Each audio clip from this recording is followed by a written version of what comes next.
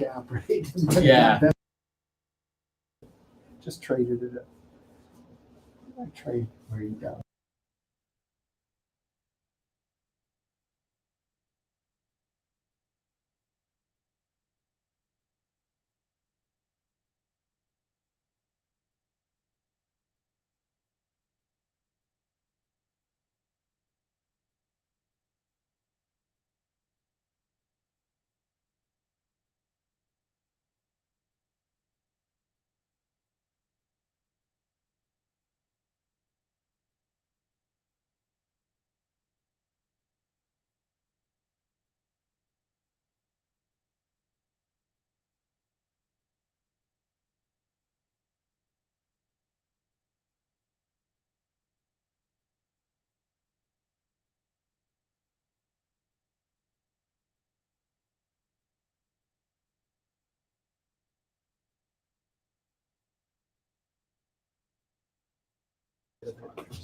They also Everybody want water?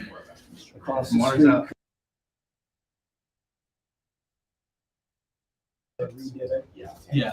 Not a lot of Take sense. that. I'm glad not lost. Anyway, they're gonna go How do you feel about warehouse it? across the street, so I could just see Amazon trucks going in and out. And it's Jimmy, just like, bigger, man, bigger the pockets or? Yeah. All right. Yeah. Yeah. Kind Oh, of yeah? a headache. Amazon's going, Okay. I want something else. Yeah. I can You guys use all it cool as right depreciation. here? Okay. Nice. And, yeah, so, you know, if You it's guys, something kind of a in headache business property, or it's like, that definitely makes sense. We're You know, both if you were Okay. headaches elsewhere. Well, That's a good baseline right there. Yeah. It's we good had way the to same start. dinners forever. Awesome, That's yeah. just the same. Know what you're doing, that helps. Everything was great. Tough part is getting the deal and then having the people to do the deal. So, looks like you got one of those Properties. situated. Quite a bit. Yeah, that's 50% there. Trading quite a bit. Yeah. Selling another one probably tomorrow. Oh, okay. Just trade it out into something else.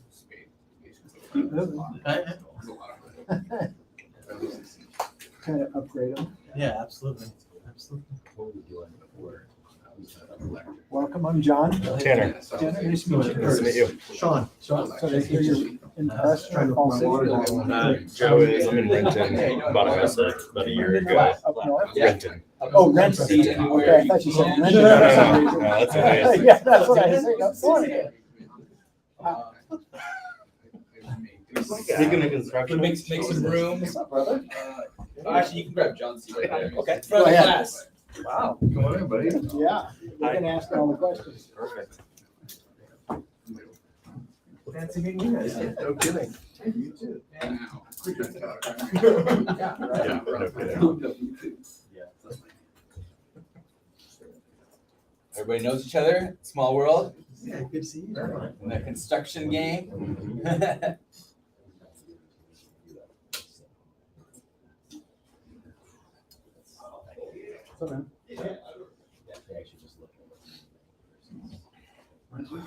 James coming up. Brings you here. Sure.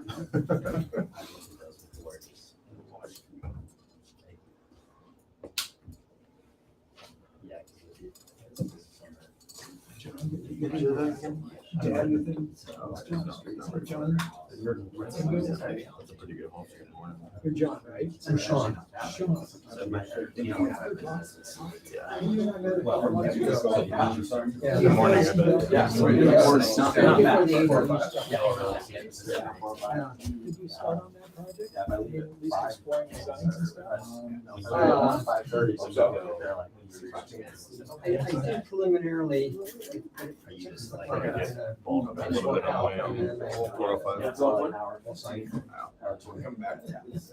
That's still not too bad on there, though. The mileage.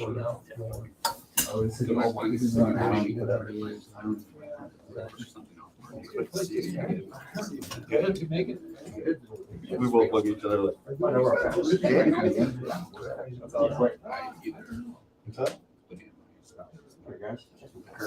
Yeah. Tanner, nice to meet you, man.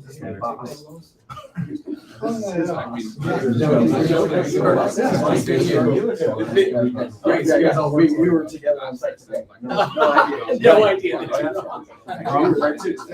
Problem solved. Another group of real estate people that we're part of. We're out in I live in Seattle. Yeah. I came through some. What's going on, guys? All guys today. Where are ladies at? Sorry, this one, Joe. God. I don't know. How's everyone doing? Good. Good. You guys, I'm James Dainard. I'm gonna be kind of run the presentation tonight. Before we get started, just because this is kind of like how we run this presentation. What's up, Sean? Hey, James, How you doing? in a few decades. Good man. Oh, wow. Well, really long time. Sean knew me when we first really started getting going. Oh, Yeah, you were in the other building at the time. Yeah, he was working with another company. We were like the pickup guys. And you were buying at the auction. Yeah. oh, it's Yeah. live. It says live. Sorry, I lost my train of thought. I haven't seen Sean in forever. For 10 years. So you guys, the presentation tonight is pretty laid back. It's really what we want to do is just explain how we do business, how we underwrite things, how we look at them. And the whole purpose of this is just to see if you guys want to do business with us going forward or not, or taking the next steps and kind of getting you developed into buying what you're trying to do.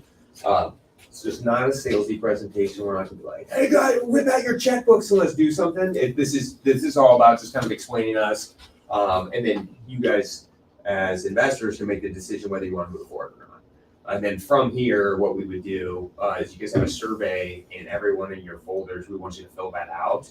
And we're going to contact you to have you come in for like a one-on-one where we're going to sit down, go over your goals, really work through those goals, and then kind of help you guys kind of narrow your buy box and get you going forward. So, but super laid back. If you have questions throughout, you can feel free to ask during it. Pretty laid back in general. And then we'll kind of get through it and then we'll hang out and kind of answer all your questions. So before I get going, I'd like to know who's in the room. You guys could just say your name, where you're from, and then what your favorite color is, and then we'll go from there. So, Daniel Morey, class 2000, East Lake High School, buddy. oh, dude, that's when you get longer. I think I got to meet. Yeah, It's been a little while. You went to school with my brother. Yeah, I did. Yeah, I was just texting Robbie. Yeah, it's good to see you. Yeah, good to see you. You know everyone almost there. Yeah. I'm Tanner Romo. I'm originally from Port Orchard, Washington, and I live in Renton. Curtis Hutchins. I live in Ballard. I was actually just on a job site in Port Orchard a second ago. So. So Dan would know me from my wild high school days a little bit. Yeah. Yeah, things changed. Yeah. I was a wild one in high school. All right, story time. 14 to 18, I had a rough go, but 18, I grew up. Faster than I did. Faster than most. I just- yeah, that's true.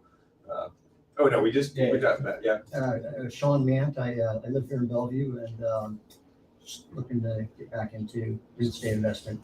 I did it about 12, 15 years ago. I'm just kind of looking to get back into it. And Sean was buying at the auction a lot. Yeah, I bought a few from the auction, then I bought one from you and Will. Yep. And yeah, so Yeah. Good old days. yeah. David, Tacoma. Yeah, I built daddies. Caesar. What's up, dude? Hey, There's all sorts of familiar faces. My name's Joe. I live in Fall City and part of the same contractor. We all work together, these three. So- Oh, you guys are all construction? Yep. Cool. I'm Preston. I live in South Seattle, and my favorite color is I don't Blue? know. Sure. There Yeah. Black, but that's a shade, right? Hey, that's the only color. We're black and gray, so we're good.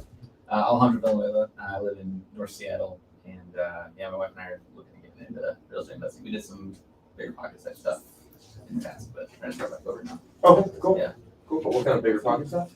We had a couple duplex, triplex situations. We live in one, renting out some other parts. How's hacking it up? Yeah, Yep. but we moved out to Seattle. We got rid of it. Managing them in Indiana. Yeah, it's not that fun. Yeah. Well, cool, you guys. Well, thank you for coming in. Like I said, throughout the presentation, so I can see the word. If you have any questions, just go and pipe up and we can talk about it. More questions the better, because usually, guys, we all have the same questions and we kind of explore those. So give you a quick background before we dive into it. This is my partner, Will Heaton. So we've been partners since 2005 is when we got in the business. We got in the business originally, knocking doors, foreclosures, We were working for a local investment company. And we just kind of got in the game because he got presented with a sales opportunity. He sold a guy a car. Was like, hey, do you want to come work for me and knock on doors? He's like, sure, I'll check out real estate. I'm interested. And then I was a senior in college at the time. And I was like, well, I want some sales practice. So I started knocking doors with him. And then it just turned into a thing. And his primary responsibility is we're Divide and Conquer owners. So he runs Intrust funding, our lending business. He does our development, ground up construction, and our apartment syndications. And then I run the brokerage, the off-market company, all of our fix and flips, and then our educational lines. And so we work obviously together, but it's kind of a divide and conquer. So since starting as a broker, so to give you a background on me, I got in the business when I was a senior in college, went from wholesaler to we were flipping. The market crashed on us. We had to restart the whole thing. And that's actually when we became licensed brokers too. We were just off-market guys and flippers. And how we got in the business of being brokers and getting really good at construction is when the market crashed, no one would buy anything. It didn't matter what it was, no one would buy it. 2008, 9, and 10. And especially 2008 and 9. And so we would find really good deals, but no one would buy it. So we would buy them, flip them, and make a little bit of money. This is back because the average profit margin for a deal in 2008 was like, if you made 15 grand, you were killing it. It was just like thin margins, but we were just moving things through and trying to make a buck. But what that did is it taught us really good processes, backgrounds on how to keep costs down, how to be very disciplined in our renos, because you couldn't go over budget back then. It was like you had to stick to your budget because your property was probably going to sell for less than you thought it was going to sell for. And so that was your spread. Out of that, we started our brokerage, which actually got kind of the market moving again for us, at least in moving properties, because then we took that skill set and started training clients. And that was part of the whole reason we started the brokerage was actually to sell property. And then the brokerage started hand-holding people through the process of flipping them. That's actually how I met Sean. He bought a property at the auction and they hired us to go in and help them, and then we would get the listing.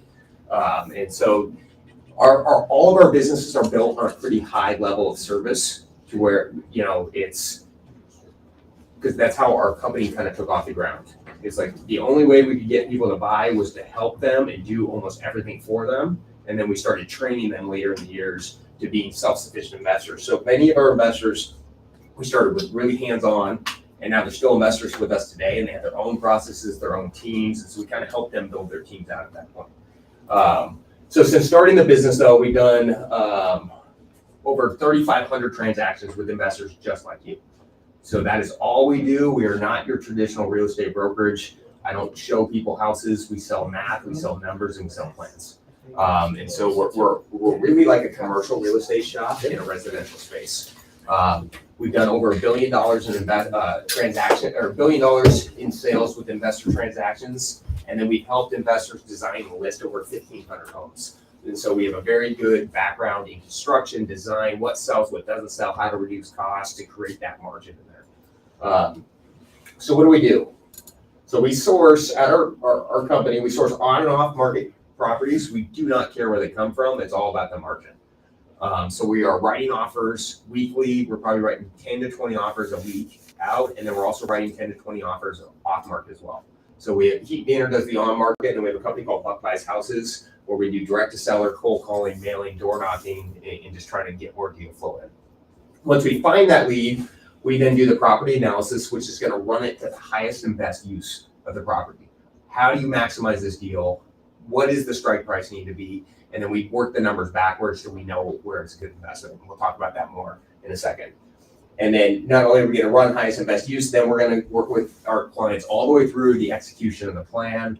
We'll go through all those services. But we are here. We're not just a broker that's going to sell you something and be like, okay, cool, call me when it's all done and I'll come list it. It's for us, we protect our commissions by making sure our clients are profitable. And so we keep in the mix with them as much as possible. We can help out as much as you want or as little as you want. Some of our clients literally just call us when it's done because they've been just gone through the process so many times. Some want us to just do designs. Some are really heavy leaning on us for like subs, contractors, and all those things as well. So the services we offer, we do acquisition and purchasing for investment properties only. Again, we are selling if it's like someone buying their house that's not even doing a house hack, we just refer it out. It's just not what we do. I think brokers make a big mistake is where they try to tackle the whole market, whereas really become a specialist at what you do, service your clients the highest and best, and then let the rest go elsewhere. And that's what we've done, and it's worked out really well for us. So we offer services on purchasing, fix and flip, rental properties, multifamily, whatever investment needs people are looking for. We're then going to handle all the underwriting. Again, like a lot of brokers, because I get deals from brokers, they'll send you a property like, hey, here's the price and here's the comp. And you're like, okay, well, what about all the middle stuff? Like, can you still make money on it? Because there's plenty of homes that I bought for very, very little money that I still lost money on. And so it's about that plan in the middle and the underwriting that gets you profitable. And so we do all the underwriting. We also will help clients out with contractor referrals, design, and then help them get through the process. Even clients that are, general contractors, sometimes your sub just comes in really high for whatever reason. That's what we're here for. We're digging out more subs just to get you guys more referrals.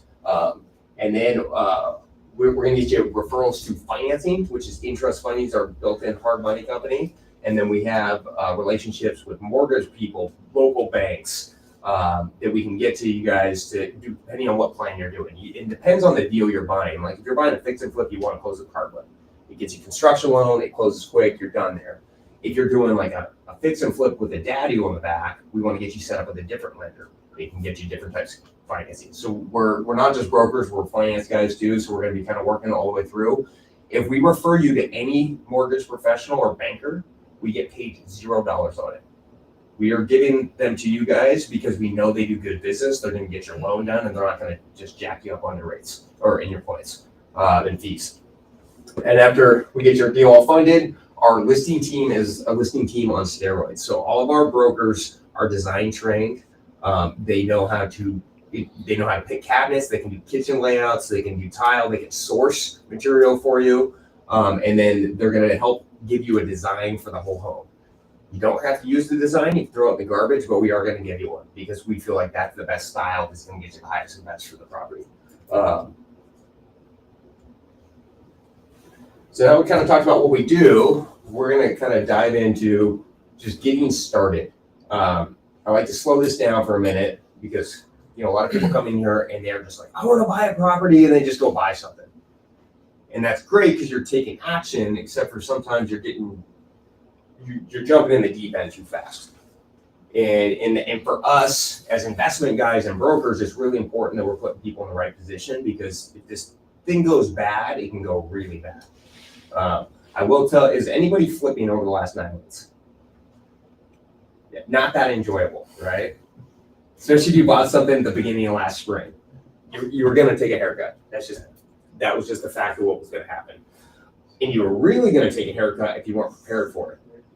And so what we always tell people when they come to this meeting, and we'll work with you on their one-on-ones too, is you want to start building your bench right now. Even if you're thinking about buying, your job as an investor, you're starting a new business. It could be fix and flip. If you're going to rental properties, you've done rental properties before. Each class of investing is a totally different business, and you have to have a different business plan for that. And so you want to create your bench. Start going out there, networking with reliable contractors, talking to people, going to meetups, investor meetups, meeting other investors, getting referrals from them. We're going to give you guys referrals too if you become a client. You want to find 2 reliable subcontractors and start building this out. And if you guys come to our one-on-one meeting, we now have a vendor sheet for you to start working on this stuff. The more access you have to construction, the more nimble you can be, the more you can control your job site, the more you can control your cost, the more you can reduce your risk in this game. And so, build out 2 reliable contractors, 2 subcontractors. Let's think of 2 roofers, 2 electricians, 2 plumbers. You always want to have at least 2 because if one guy's busy, you got to go to the next. Because if they're really busy, guys, they give you something called F-off price, where it's just fuck off. But if you pay me this much, I'll do the job. And they're not doing it to be mean. They're just busy, right? And so you just don't want to get stuck in that. You need a hard money lender or 2 always, because if you have a good deal in front of you, A good deal does not last long. There was a deal sent to me from a guy I know really well on Friday, and I got back to him in 45 minutes with a yes. He's like, fuck, it's gone. Good deals do not last. They're gone. The mediocre ones will kind of get kicked around for a while, but if it's a buy on paper, they will be moved. You need to have a conventional lender because you want to know what, I would say have a conventional lender even if you're flipping, because you want to know what your access to money is. That can dictate what kind of deals you're going to buy. You know, if you cannot get a loan, you might want to stay in a lower price point, right? Because if you can't refinance, like for example, when the rates skyrocketed and the values came down rapidly for a second, if you can't refinance out of that deal out of hard money, you have to sell that no matter what. Whereas you want, or if you can get access to money, you know, there's a couple properties that kept as rentals because they worked as a rental or a flip. Now some didn't, but some did. And so it can get you out of a deal. Also, if you're approved with a conventional lender, it makes it easier to get hard money. Sometimes your down payment goes down. You can get more access to capital because it reduces risk across the board for you. So start building out that conventional lender. We have a couple really good ones, guys. We've had some of our clients have issues with their bankers, and we get them over to this guy, and he just knocks out the loan. Really solid. He also does a bunch of daddy financing too, so he knows our business well. He's not your traditional lender. And then you always want a commercial lender too, because for those who are self-employed, we don't fit in this box very well. And so, you know, other banks like First Savings National Bank, First Security Bank, those are the banks you want to bank with because they're going to look at you as an asset, not just if you fit in the checkbox. So, and if you guys come to the 101, we can get you all paired up with everybody, but start building that bench. It's really, really important. The next thing you need to do is you got to get pre-qualified with a hard money lender because you don't want to miss that good deal. You know, again, you don't want to be reaching for the money, or you don't want to commit to a money, put down a check and you can't get financing because, you know, a lot of off-market deals are traded non-refundable. So once you put your deposit down, you're toast. So don't miss that good deal. You need to you need to be able to make a quick decision in this business. The quicker decision you can make, the better deal you get. I mean, that is how we get a lot of on-market properties. We are driving them, looking at them, walking them, and they have a no inspection offer in front of them in 6 hours of being listed. Because we want to trap that deal down. And then you want to do always, again, have permanent financing. Guys, and the permanent financing will get you so much more access to other things. It just reduces risk all the way around. So you guys have any questions so far? So now what we're going to do, guys, is we're going to dive right into our fix and flip team and then how we look at deals, how we present the deals, and just kind of take you through the whole process. So our fix and flip team is, again, different than most brokerages because usually you go to a brokerage, you meet a broker, that's your person, right? They're going to be doing your buying, they're going to be doing your selling, and they're going to be doing whatever else that you need. You know, they could be looking for multi-free, they could be looking for single, you're working with one person. We believe that that is a mistake for investors because no matter what, as an investor, we want to work with a specialist. So we have our teams broken into sections, so our clients are getting the highest and best service for that specific section. So we have a combination of 4 acquisition brokers. We just hired a 5th, and a 6th one's coming on that's going to specialize in land. But the reason we have it this way is our brokers work historical areas. So like Dominic, he only sells property in Tacoma. He lives in Tacoma, he knows it, he knows the streets, he knows the values, he knows what's a good property, what's not. John Whitney has sold properties for us for 12 years now in South King County. He knows every street in South King County like the back of his hand. So when a deal pops up, we can like, that doesn't pencil or that doesn't. And so they know the areas really well. We'd rather have our broker teams knowing the areas rather than the clients well. So many times when people come in, they might be working with 2 brokers because it's more based on liquidity than anything else. Like if they have 100,000, they're like, hey, I'm good to go to Tacoma or Everett. I just want the best possible deal. You know, they're gonna be working with 2 brokers because we want them to get the deal that works for them. So the acquisition team does all the disposition. That's who you're gonna be talking to about our off-market, on-market, any present opportunities. And then our listing team, these gals are awesome. So every one of these brokers have worked on my own houses. They've designed my own houses. Megan, Victoria, they're working on some of my properties right now where they're ordering the cabinets, they're going through the specs. they make my life so easy, I barely have to walk my job sites down. Like they call me like, hey, the kitchen's off a little bit. Like you don't usually get that at your listing broker. And so they understand construction and they can also help you execute. Our listing team will meet you on site once a week whenever you want. And so like a lot of our new clients, they'll come out there, they have questions, they want a weekly walk with their general. They'll go out there, they'll walk it with you, they're gonna come back to me and point out anything weird going on.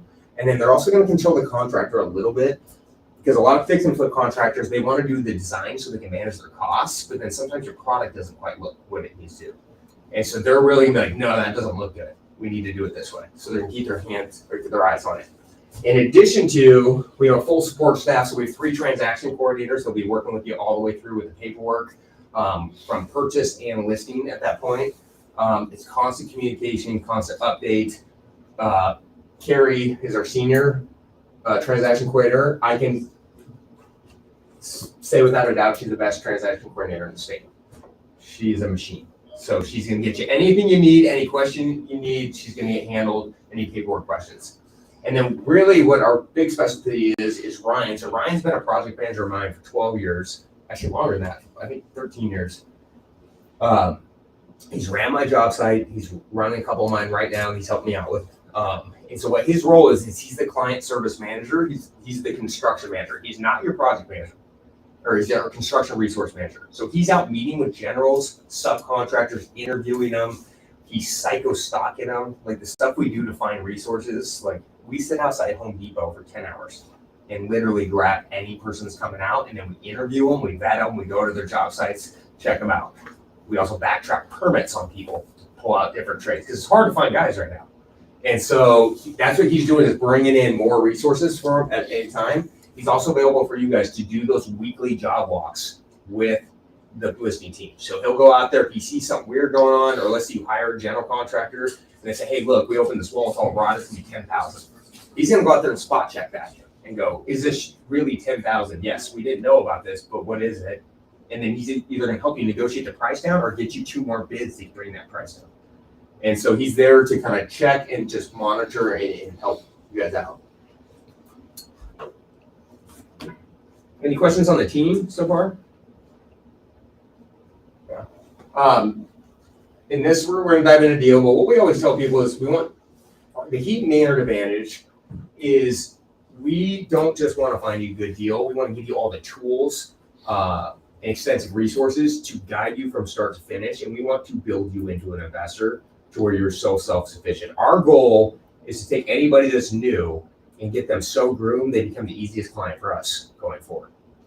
Because the longer the client does it, the better they get at it. The better they get at it, the more we can sell them, the more they can execute, and it's a win-win for everybody. And so that is what our whole goal is of working through these first couple of deals with you. Give you extra service, whatever you guys need, and then kind of build you into who the next investor. The other advantage is we are not going to be sending you listings. Hey, do you want to go look at this property? We know that a lot of people have jobs.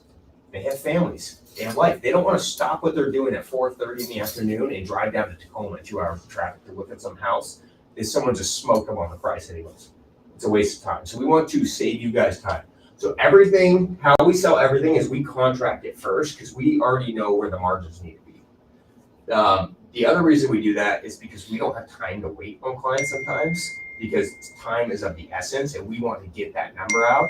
And a lot of times when we're writing offers, it's coming under my name and we're putting up real earnest money and waiving all contingencies to lock that deal up. And if someone doesn't buy it for whatever reason, I'm closing on it. And so it's kind of like our proof in the pudding too. Like, hey, if no one buys this deal, I will buy it and I'll show you how I make money. And so that's, so everything you get, you will have a price on it. The price doesn't go up, it doesn't go down. It's just locked in. We know it's a profitable return and we walk through the numbers on it. That's the fixed pricing. We have had 2 times where the pricing did go up, but it didn't go up to us. We had 2 clients come through. First one took it right there on the spot. Second guy came in right after. He got a little annoyed. He's like, well, I was here second. And we're like, well, we can't do anything. We work on a first come, first served basis, whoever commits first. And then the other person paid the person 10 grand to walk away. So our client made 10 grand just to walk the property. That's happened twice now. which they were stoked. They made 10 grand to drive down to Seattle for a couple hours, and then they moved from there. The other advantage is we're not, again, just going to send you a listing. We're going to send you a full breakdown of the property. We're going to send you our property walkthrough notes, a deal pro forma. We're going to give you our exit strategy, rehab plans, how we came up with the budget on construction, itemized out for you guys, what specs need to be done so you can really look at it. It's really tangible, and then you can verify it with your construction team when you do your walkthrough. In addition to, we're going to break you down a very in-depth CMA. How do we come up with that value? Where the comps are, what the comps are, why we need to be the way we are for the construction to get it to the highest and best use. And so we're going to kind of break the whole deal down for you. Our listing team, and I've touched on this, the advantage is they're designed and budget trained. They understand what you're doing. They hear from me when they go over budget. Trust me. Like they because they'll be like, what is going on here? That I got them so dialed and staying in the specs. Or they're also trained to where if you want to upgrade, we can go through those kind of options. They're going to run you a new CMA.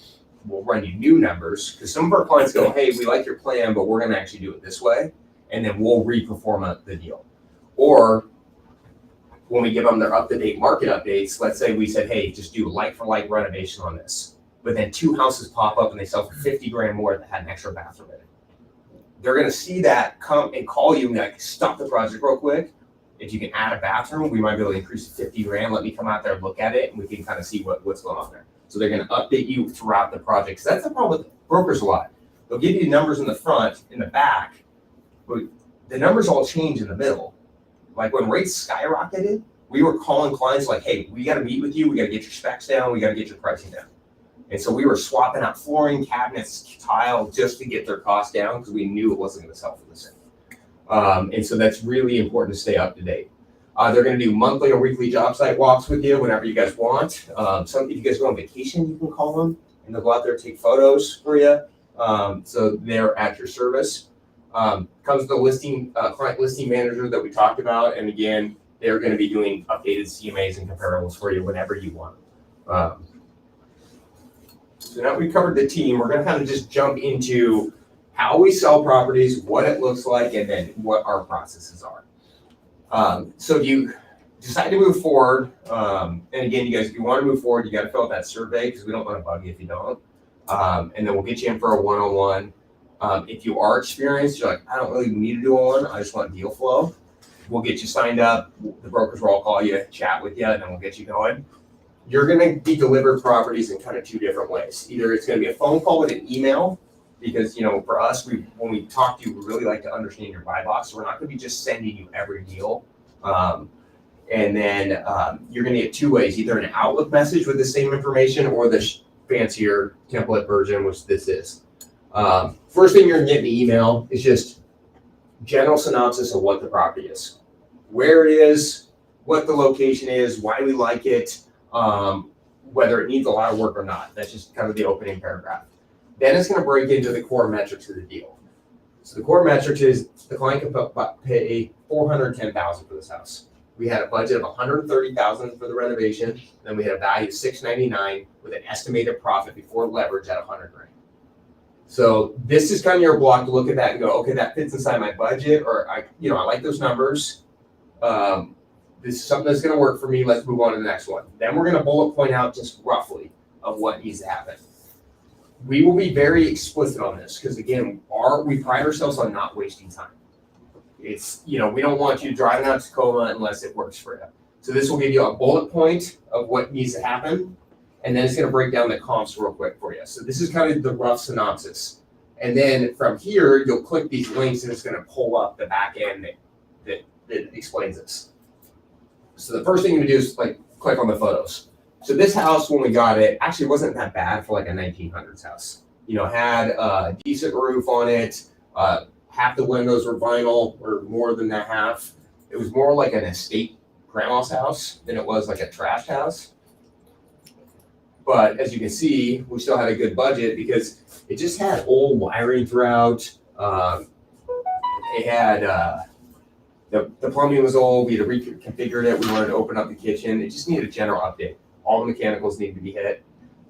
The one good thing is 1/3 of the square footage was actually recently updated. So it was already rewired, replumbed downstairs, and and it was all brand new stuff there. So the 130,000 was just for the up 2 floors at that point. And we also didn't need to utilize the basement that much to get our comp, so we just more cleaned it up, and that's how we came up with it. Yep. How did you know the new plumbing and wiring was in the house? The seller disclosure, Okay. and then B, when you're going through them, the rest of the house was all knob and tube. Yeah. This had can lights, grounded wiring, the right location. So those are things that we're like looking for and our brokers are training for. Is like, by just looking at an outlet, I can usually tell if a house is going to need to be rewired. And then we actually bring grounding plugs with us on everything. We pop off sockets. So again, our brokers are trained a little bit differently because the rehab is really the dictator whether it's going to be a deal or not. And so, luckily we had a Form 17 on it, but also it was just, can lights finished. They had made it a man cave like 3 or 4 years ago prior to us buying it. And the homeowner, it wasn't like a hammered house. It was just something that they had been updating over time and didn't quite get all the way through. They had wrapped new millwork around. Obviously, this deck is totally jerry-rigged, but they had a good roof on it. Again, windows, I think they were like 60% vinyl. So they had updated some things. So once you go through the photos, and you guys, the worse the house, the more photos we will have. Because again, we don't want you driving all the way out there. We really want you to understand it. So if the property's really hammered, there's gonna be like 100 photos in it. If it's more cosmetic, there might be 20. So once you go through the photos, you're going, okay, this isn't that scary. Then you go into our performa, and you guys, we just switched this up this week, so I'm gonna be changing this out to where there's not gonna be 3 boxes. It's just gonna allow you to change up your financing and your situation, so it's gonna be a lot cleaner for everybody. But what this is our performa. So this breaks down the financial profitability of the property. There's 3 boxes in here. I'll talk about these 2 in a second. The first one is cash. And so this is where, some of our clients do pay all cash. They're lucky, they got a lot of money, or they do one job at a time. They don't like levers, they don't like the risk. And so what this does is it breaks it down. So the 410 purchase price, the rehab at 131, project cost at 541. So that's the total project cost for it, 541,000 after rehab. Then we back out 2,500 just for miscellaneous expenses, which are going to be like your utilities and general hold costs. And then brings you your direct costs, your sale price minus commissions, excise tax, title, escrow. It's $100,000 profit, 18.5% return on your money. That's a good deal. You guys, right now, we are targeting. Well, for today's market, it's a little bit different. So what we are actually targeting, we target to make 16% return on cash and lower than leverage in a 6-month basis. So the market was a little better back then. So we had 9 months at 18%. But typically with our older craftsmen, we're targeting more around 20%, because the reason being, it's a 9-month hold. If we're trying to get a 15% in 6 months, that's 30% annually. So if we got a project going 9 months, we want to be in that 20, 21%. Now your margin will be your return will be a little bit less because you don't have any dead time in your money in there.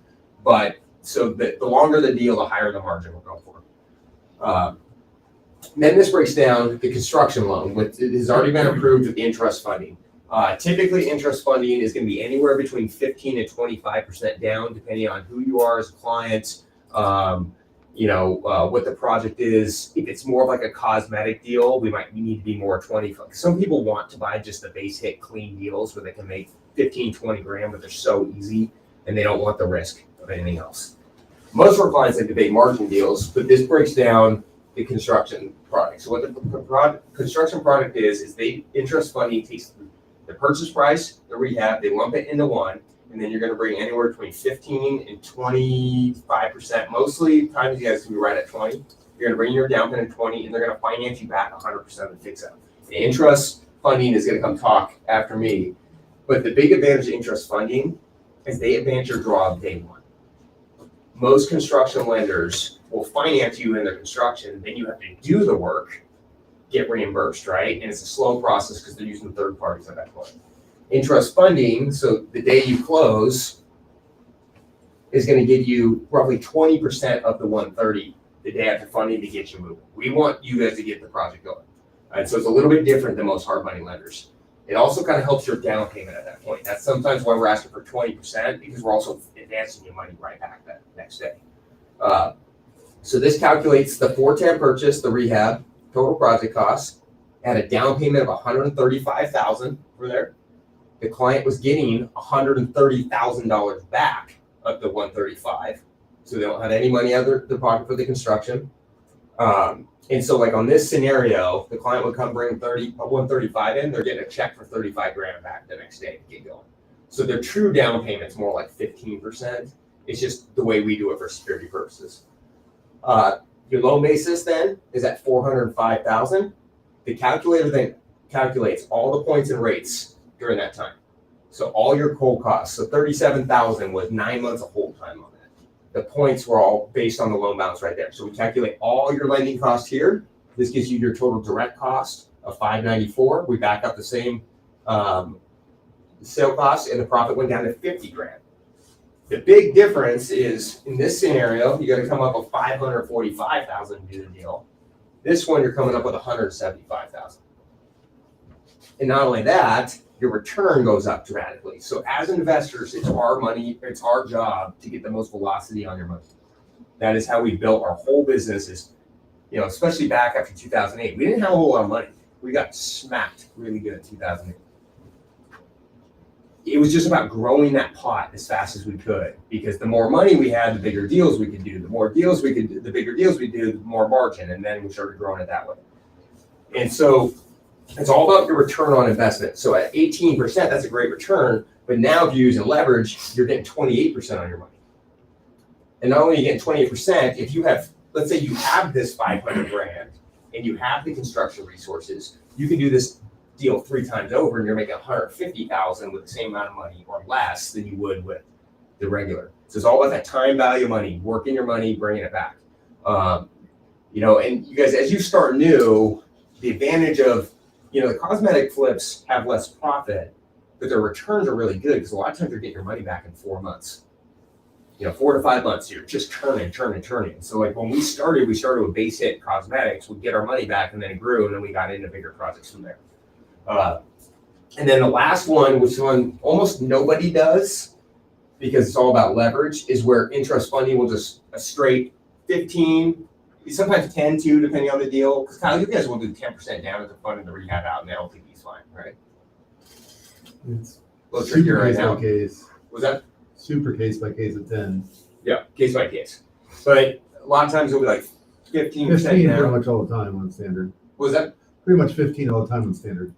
Yeah, so you bring in less down. And so the reason people sometimes do this is newer investors, I actually highly encourage this. If you have a contracting buddy or a resource, bringing them in as a joint venture partner, where like some of our clients, they come in, they bring the 15% in, their construction partner is doing all the rehab, they're paying for all that, and then they're doing the split on it. And so it works well for that. The advantage is you're just borrowing less. Instead of borrowing 405, you're borrowing 328, so all your debt cost goes down at that point. The other reason people use it is because if, let's say they're sitting on 400 grand and they're just like, I only want to do one deal and I have nothing else to work with it, there's no point in paying the 12% interest. You might as well just pay it down. So that's usually when that will come in. It's basically just like a small bridge gap for them at that point. But most of investors, including myself, we all use construction leverage. You know, I still do cash every once in a while. If I had a bunch of stuff paid off, sometimes I'll pay cash for a property and then refi them, like if I don't have the deal flow at the time too. And so those are things that you want to think about as you, like, how do you mitigate that cost of money and use it when you want to use it? I mean, there's a house right now I'm buying in Bellevue. I think it's hammered. It's cheap, but it's borderline a tear down. We're paying cash for it because another deal's paying off, but then I have another deal that I'm looking at that's multifamily. And so when I go to get that deal, I'm going to refi this and then get the liquidity back, but it saves me 2 months interest. So it's all about kind of playing with it. Don't borrow the hard money, pay it off, and then borrow it again, because then you're going to pay extra points. But so just do it one time. Any questions on that performance? Sorry, I should go back.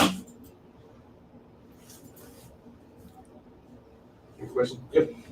With this, the purchase price for the property, you know, so do you guys kind of like figure like you're trying to make sure we make that 18% mark, and then you guys have your profit when you buy the property? Like, does that 18 kind of fluctuate based on what you guys bought the property for?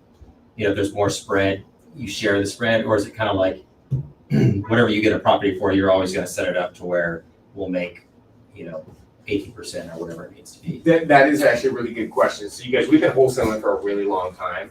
And those rules have all gotten busted the last 3 years because of how hot the market was. But it drives me nuts. Bigger the assignment fee, the bigger the spread. Like a standard deal, like if we're shooting to make an 18% return on this deal, and we're not gonna get some massive fee on that. We're gonna get a standard fee because you're getting a standard deal.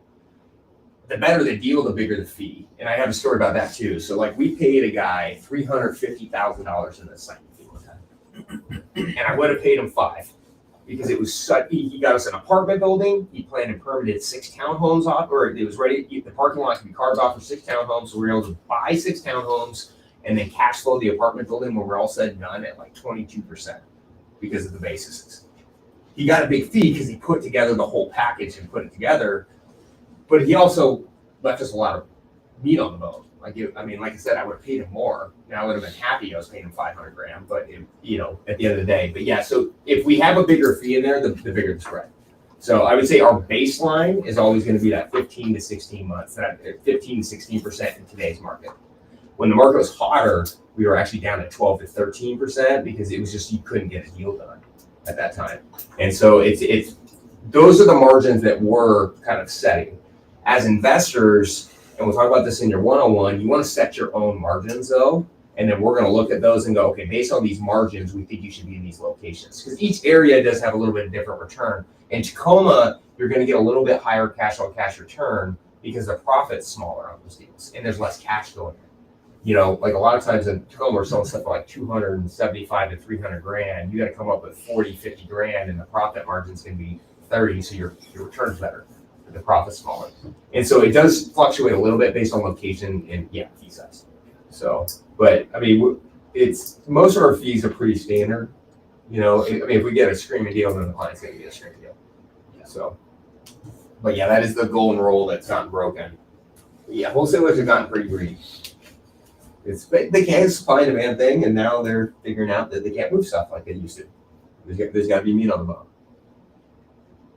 So after you go through the property, you looked at the photos, you looked at the performance, you're like, hey, that hits my return numbers, and we'll help you guys with building those return numbers.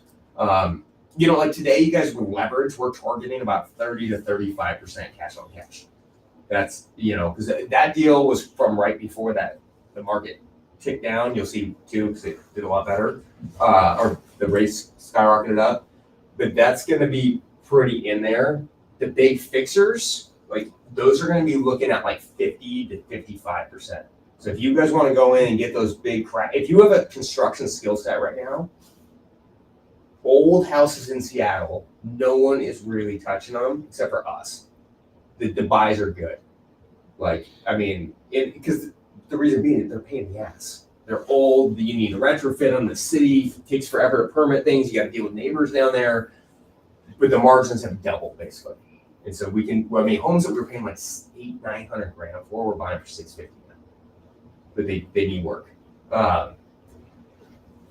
So after you've gone through the return on this and you're like, hey, I like everything, then we're going to give you something, one of our design books. So based on the style of the house, we're going to give you what we think the house should look like. This book is going to have types of cabinets, types of faucets, and these are just style, but we're also listing out exact specs with pricing on them. And so it's going to give you an overall flavor. And these books is going to kind of bring you from start to finish so you can kind of see the vibe. Our brokers then from there will also tweak this sheet for you guys and pick out their own colors because these are more standard. And they're going to give you a different spec sheet, but you're going to have a couple different ones to kind of work off of. We have 4 different versions, we have 5 styles now. It's traditional, craftsman, modern, mid-century, and farmhouse. We then have 3 different specs for each level because we're going to do a mid-century in Tacoma a lot different than we're going to do in Seattle. We're going to be using like vinyls and different types of materials to keep the cost down but get the same look. Seattle, we're going to upgrade it a lot depending on pricing. So different styles for different budgets as well. So you can go through and say, hey, I like the style of this house. And then you're going to be able to click the next thing. Oh, yeah. Your question? Sorry. Yeah. So my question is the rehab cost that was mentioned in the proforma. Yep. Is that determined through that design guidance that you have? So how do we come up with that rehab cost? That's a great question, because that is the next slide we're going over. It's no, but that's perfect, right? Because everyone's like, how did you come up with this number? You know, like when a wholesaler says we did like, I think it means like 80 grand. I'm like, how do you know, dude? That's cool. Like, I'm glad you're guessing, but like and we all went through that. Like, even when I was a brand new wholesaler at 24, I was like, I don't know, it seems means like 50 grand. It's like, you're just guessing. It's like, you're guessing off what you hear. And so what we've done is we've created a budget sheet that breaks everything down, and then it makes it to where you can actually go through it with your contractors and go, hey, is this the right install rate? This is my material allowance. And we'll go over that 1 second. So how our design and budget's broken down, it's a rough calculation of the cost, right? It's based on historicals and averages, and we blend them into a price per square foot. Budgets, again, are based off historical rates. Also, we call our contractors and get updated pricing, especially during COVID. We were calling them like every month, like, hey, what's going on with the furnaces? What's going on with the heat pumps? What's going on with our appliances? Because we had to adjust them. That was probably the worst budgeting time I've ever had to deal with. But now it's kind of calmed down to where things are a lot more stable. So budgets are broken down by allowances and install rates, and then all investors need to verify their own costs. My costs are different than your costs. If I go to Tacoma and I go do a Craftsman house down there, I'm going to be over budget compared to a lot of my Tacoma guys. They know how to get stuff done cheaper. They have better trades. They're on site a lot more. If I'm in Seattle, I can smoke most people on it because that's my wheelhouse. I've been doing it for 18 years. My subs are in there. We kind of know how to finagle them right to get the cost down. And so as you're kind of building out your buy box, we're going to talk about that. Like, what are you good at? And what are you good at is that list of vendors I was telling you to work on. You want to know what your contractors are good at. And then kind of go from there. And then investors should adjust their performance accordingly, right? So if you think it's 150, let's throw 150 in. Do you still like the deal? Maybe it's 100. Some of our investors are like, your rehab's way too high. We love this deal. Like, we have a couple of Tacoma investors that are always like, they'll snag them in a second because their rehab costs are all 20% lower than ours every time. And so, you know, but that's what they're good at, so they know what to buy. Then this is how we break everything down. So it's on an Excel spreadsheet, and then I'll kind of go over one section. Each section is broken down this way. So for electrical, for example, we know in Tacoma, we have electricians that will wire just rough in, because this is what they quote us at. It's $3 a foot. That's just to run the Romex wire. That's this, like, yeah, we're anywhere between, they used to be like 2 and 3, now they're 3 and 4, depending on what's going on. And so just for the rough in, we have at 6,000 right there. So if you're looking at this deal and you're like, I'm not sure, you can call up your general contractor, go meet with them and say, here's my electrical budget, and here's how it's broken down. The other reason we break it down this way is because a lot of times, even contractors today, they just throw out a number, right? They're fishing. Just like we fish when we're throwing out lowball numbers. Like, I don't know, my budget's 20 grand. I meet with them, I'm like, hey, so I'm trying to figure out, especially when they gave me the pricing, I'm like, I'm trying to figure out why I'm so far over budget, because I got the pricing from you. So can we go through some things? So I have this in my budget. I have this at $3 a foot. I have the trim out at $1 a foot. You know, and that's actually just been changed to $2 a foot. Because the switches got expensive. But we go through it, I'm asking them verified questions I already asked them. I'm like, so why am I over budget? And they have no answer. It's either they're too busy or they're like, okay, cool, I'll come down to pricing. Because I don't like I'm going to start here, you start here, let's just meet in the middle. That's not how you run a business. And so, and also you guys, by doing this with contractors, your contractors are your resources. You want to be on the same page. If you guys are butting heads on pricing all the time, it's going to be a short-lived relationship. And so the best thing you can do is just work off their pricing, because it also keeps them to where they're not gouging you all the time too. So it's just a fair, reasonable number. So we had 6,000 in, and remember guys, this is for 2/3 of the house. Like if this was a full rewire of the house, it's probably gonna be more like 13, 14 grand Tacoma. But we had 2,000 in for trim out. We had ceiling fixtures. We had them at $20 to install each fixture. So we knew our electricians quoted us $20 a fixture to put in a light. We had an allowance at $20. So we had $25, to install each fixture, and then $20 for an allowance. So for every light fixture, it was $45, install and buy. So the investor had to buy a light fixture under $20 to make that light work. And then we're giving them specs that work inside that. Bathroom fixture, same thing. So we have, because they're a little bit different than just the ceiling mount. We had those at $50, a little bit nicer too, to go in there. And so this breaks down all the allowances at that point. And then the install rates are included. That's how it backs out. So we go through the whole spreadsheet. We do HVAC, plumbing, cabinets, countertops, and all those things. Any questions on this at all? Do you actually do this whole thing when you send out a deal? Is this already done or? Yeah, this will be in every email. Yeah, because that's how we're crunching our numbers, whether the deal works or not. Most of the times we're filling this out because especially if we're writing a no inspection offer, you know, sometimes I'm throwing up some serious money to get the deal because I'm just trying to blind the seller with like, hey, I mean, we've written up offers where it's like that we're offering 200, the house is listed for 250 grand, and we're like, we'll pay you 255,000. Our earnest money's 200. We're going to release it to you on mutual, and we'll close it in 5 days. And people are like, wait, what's going on?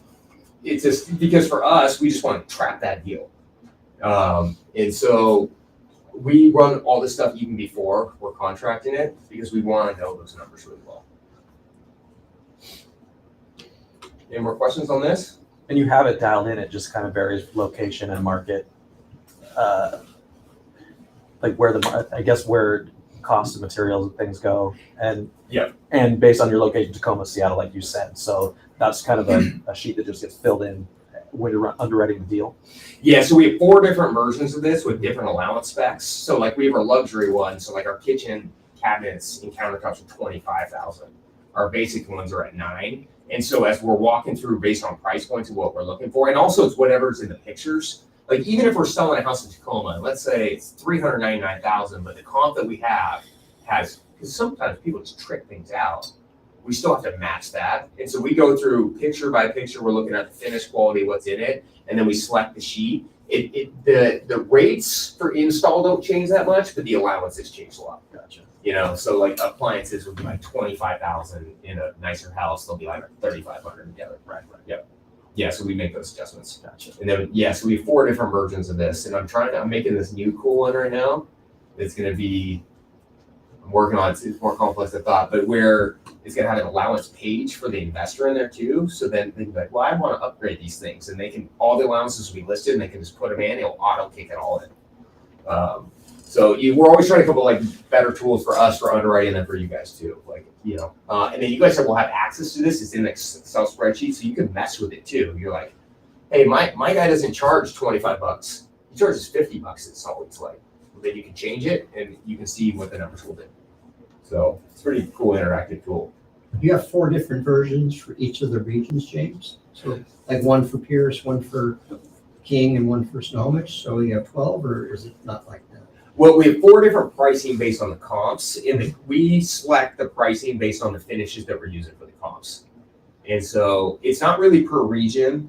I mean, typically it's per region because the pricing and the remodel goes more. But, you know, if because it could be a really expensive house too. Like sometimes right now we're actually underwriting houses with less rehab in because that's what's trading better. Because if there's this affordability pockets they hit. Like, I mean, I have a house right now in Redmond. And we tricked this thing out before the market popped. It is awesome.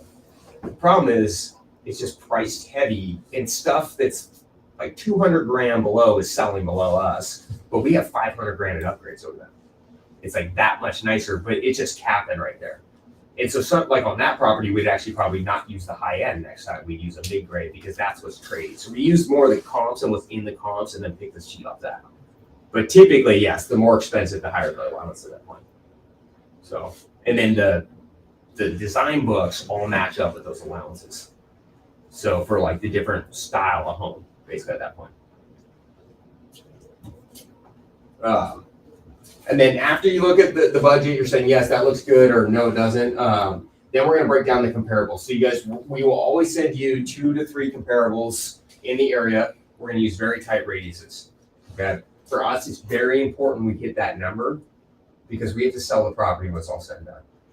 And there's nothing worse than trying to sell a property that's overpriced and a client's stressed out. So we spend a lot of time breaking down the CMA.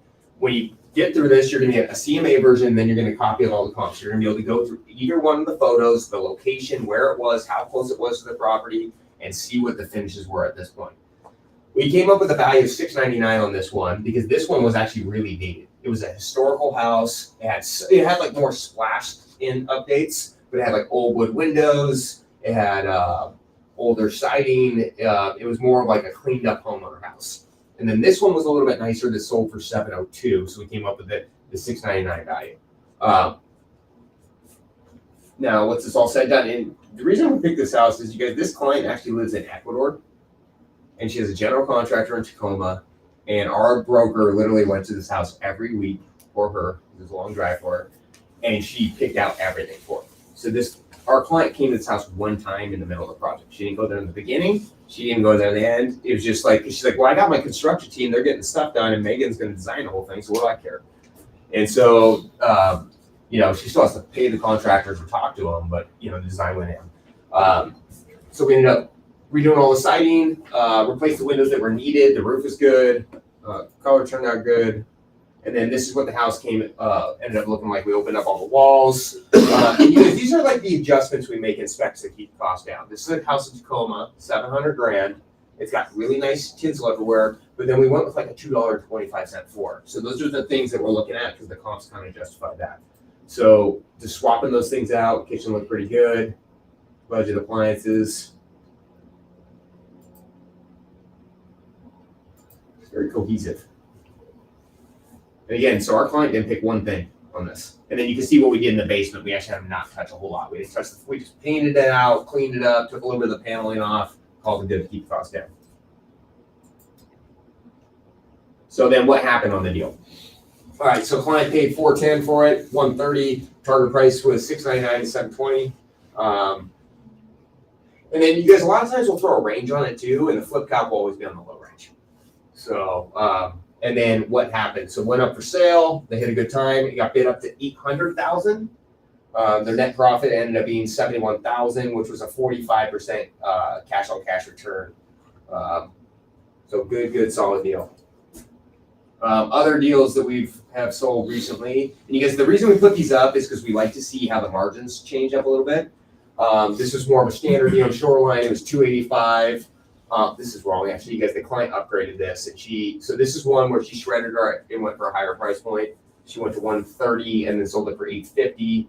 This was a good buy, but it was absolutely hammered. You guys, the more messed up the building, the better the margin. So this thing was piled in with sticker bushes, overgrown everywhere, but it was really small. It was actually only 800 square feet, or no, 710 square feet, and they still spent 105 on it.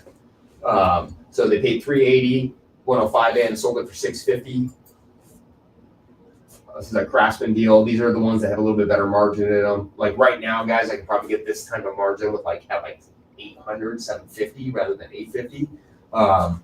So paid $850, they put $250 in, sold it for $1,433. And then this was another little hammered house. It was $200,000, super cheap, $130 in the renovation. Again, it was dilapidated, sold for $550. Really good deal. All right, so do you guys have any questions on the fix and flip? We're going to go into rental properties real quick, and then Intrust Fund is going to come up and talk about financing. Yeah, just how you guys are doing the analysis, right, and estimating this and so forth. How often are you guys closer, under, or over? Is it a 90% chance you're going to get it right, or? So I'm going to say the last 3 years we've been really off because they sold for way higher than we ever thought.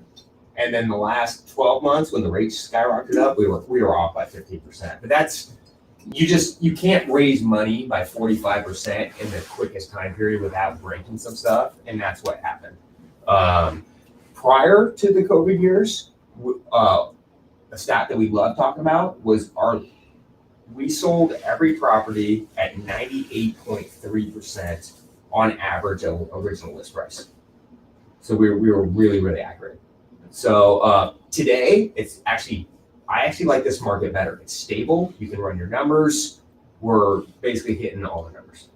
So these last 12 months were, well, up until November, it was not fun, you guys. It just wasn't. So it's getting better. Yeah, now it's going up.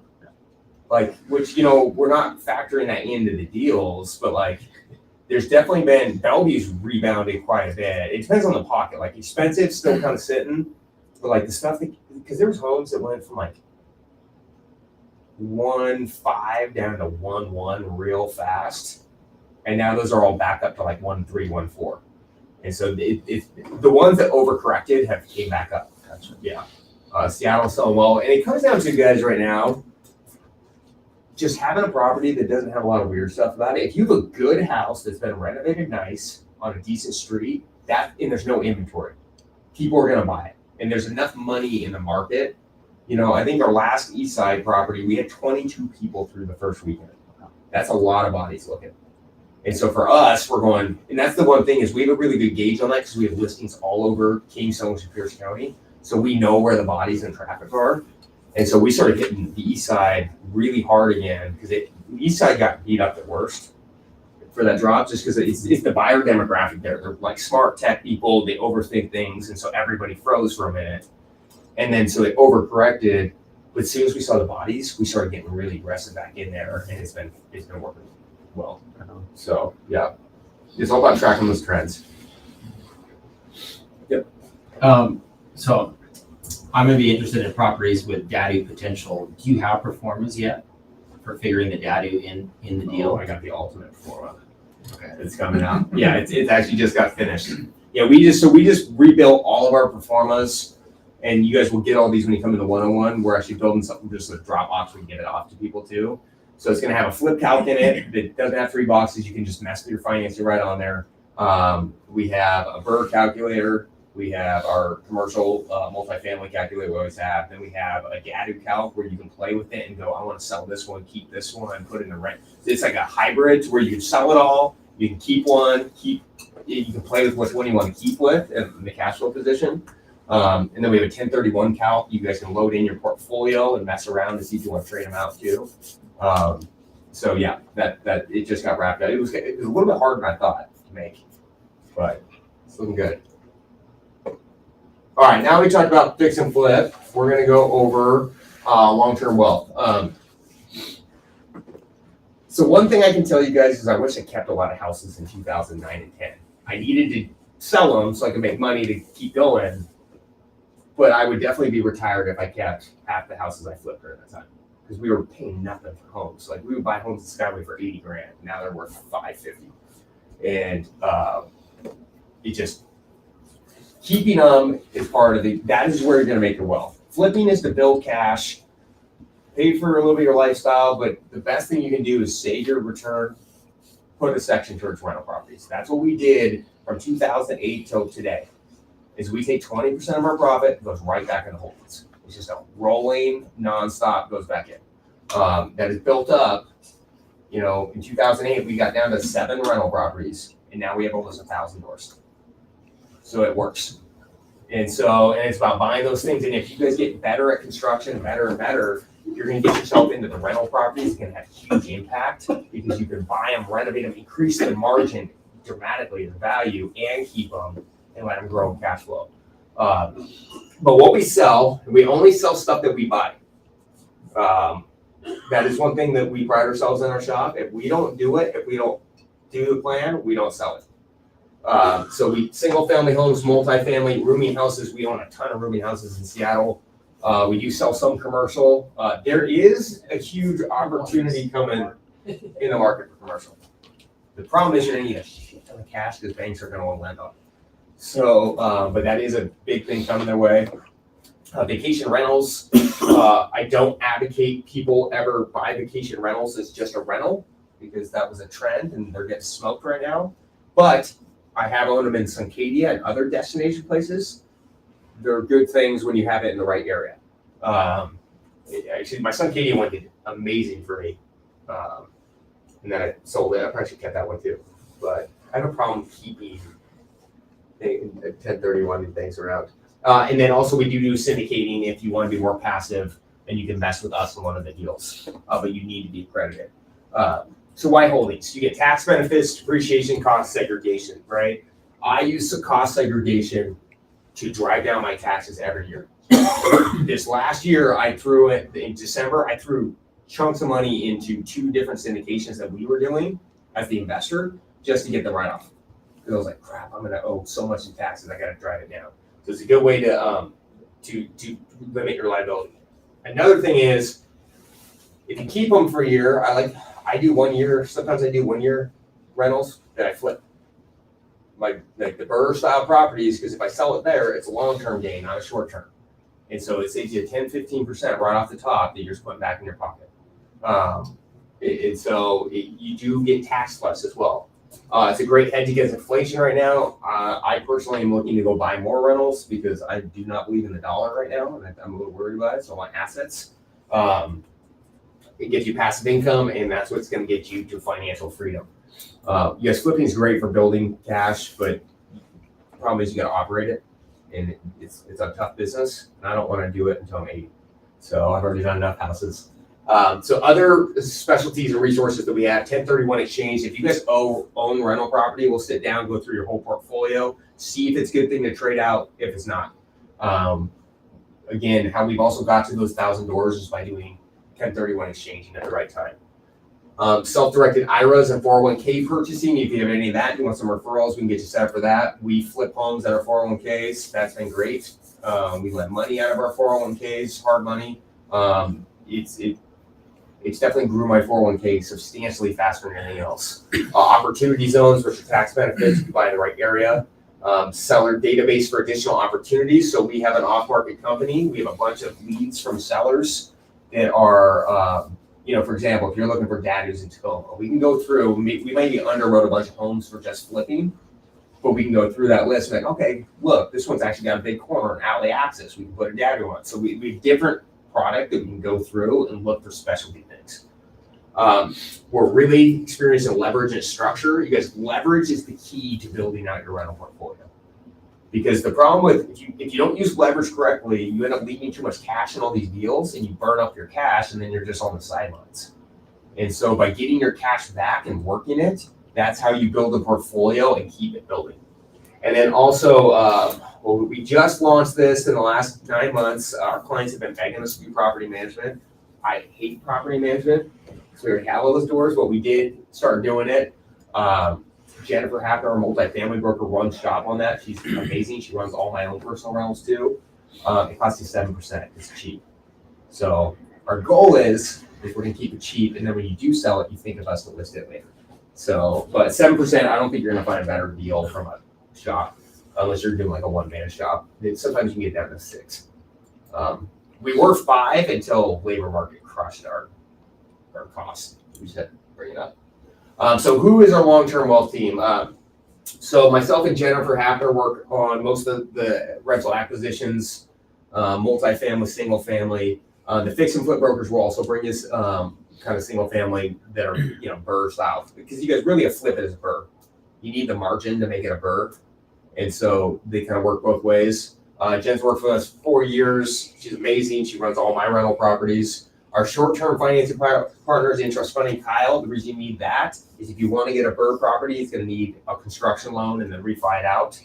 Our 1031 exchange partner is Kyle Williams, who works at Fidelity National Title. And then Jason is one of our permanent financing partners. We have 4 different mortgage brokers. Actually, I just started working with this new guy, and I think he's going to be our number 1 because he's just slamming loans out.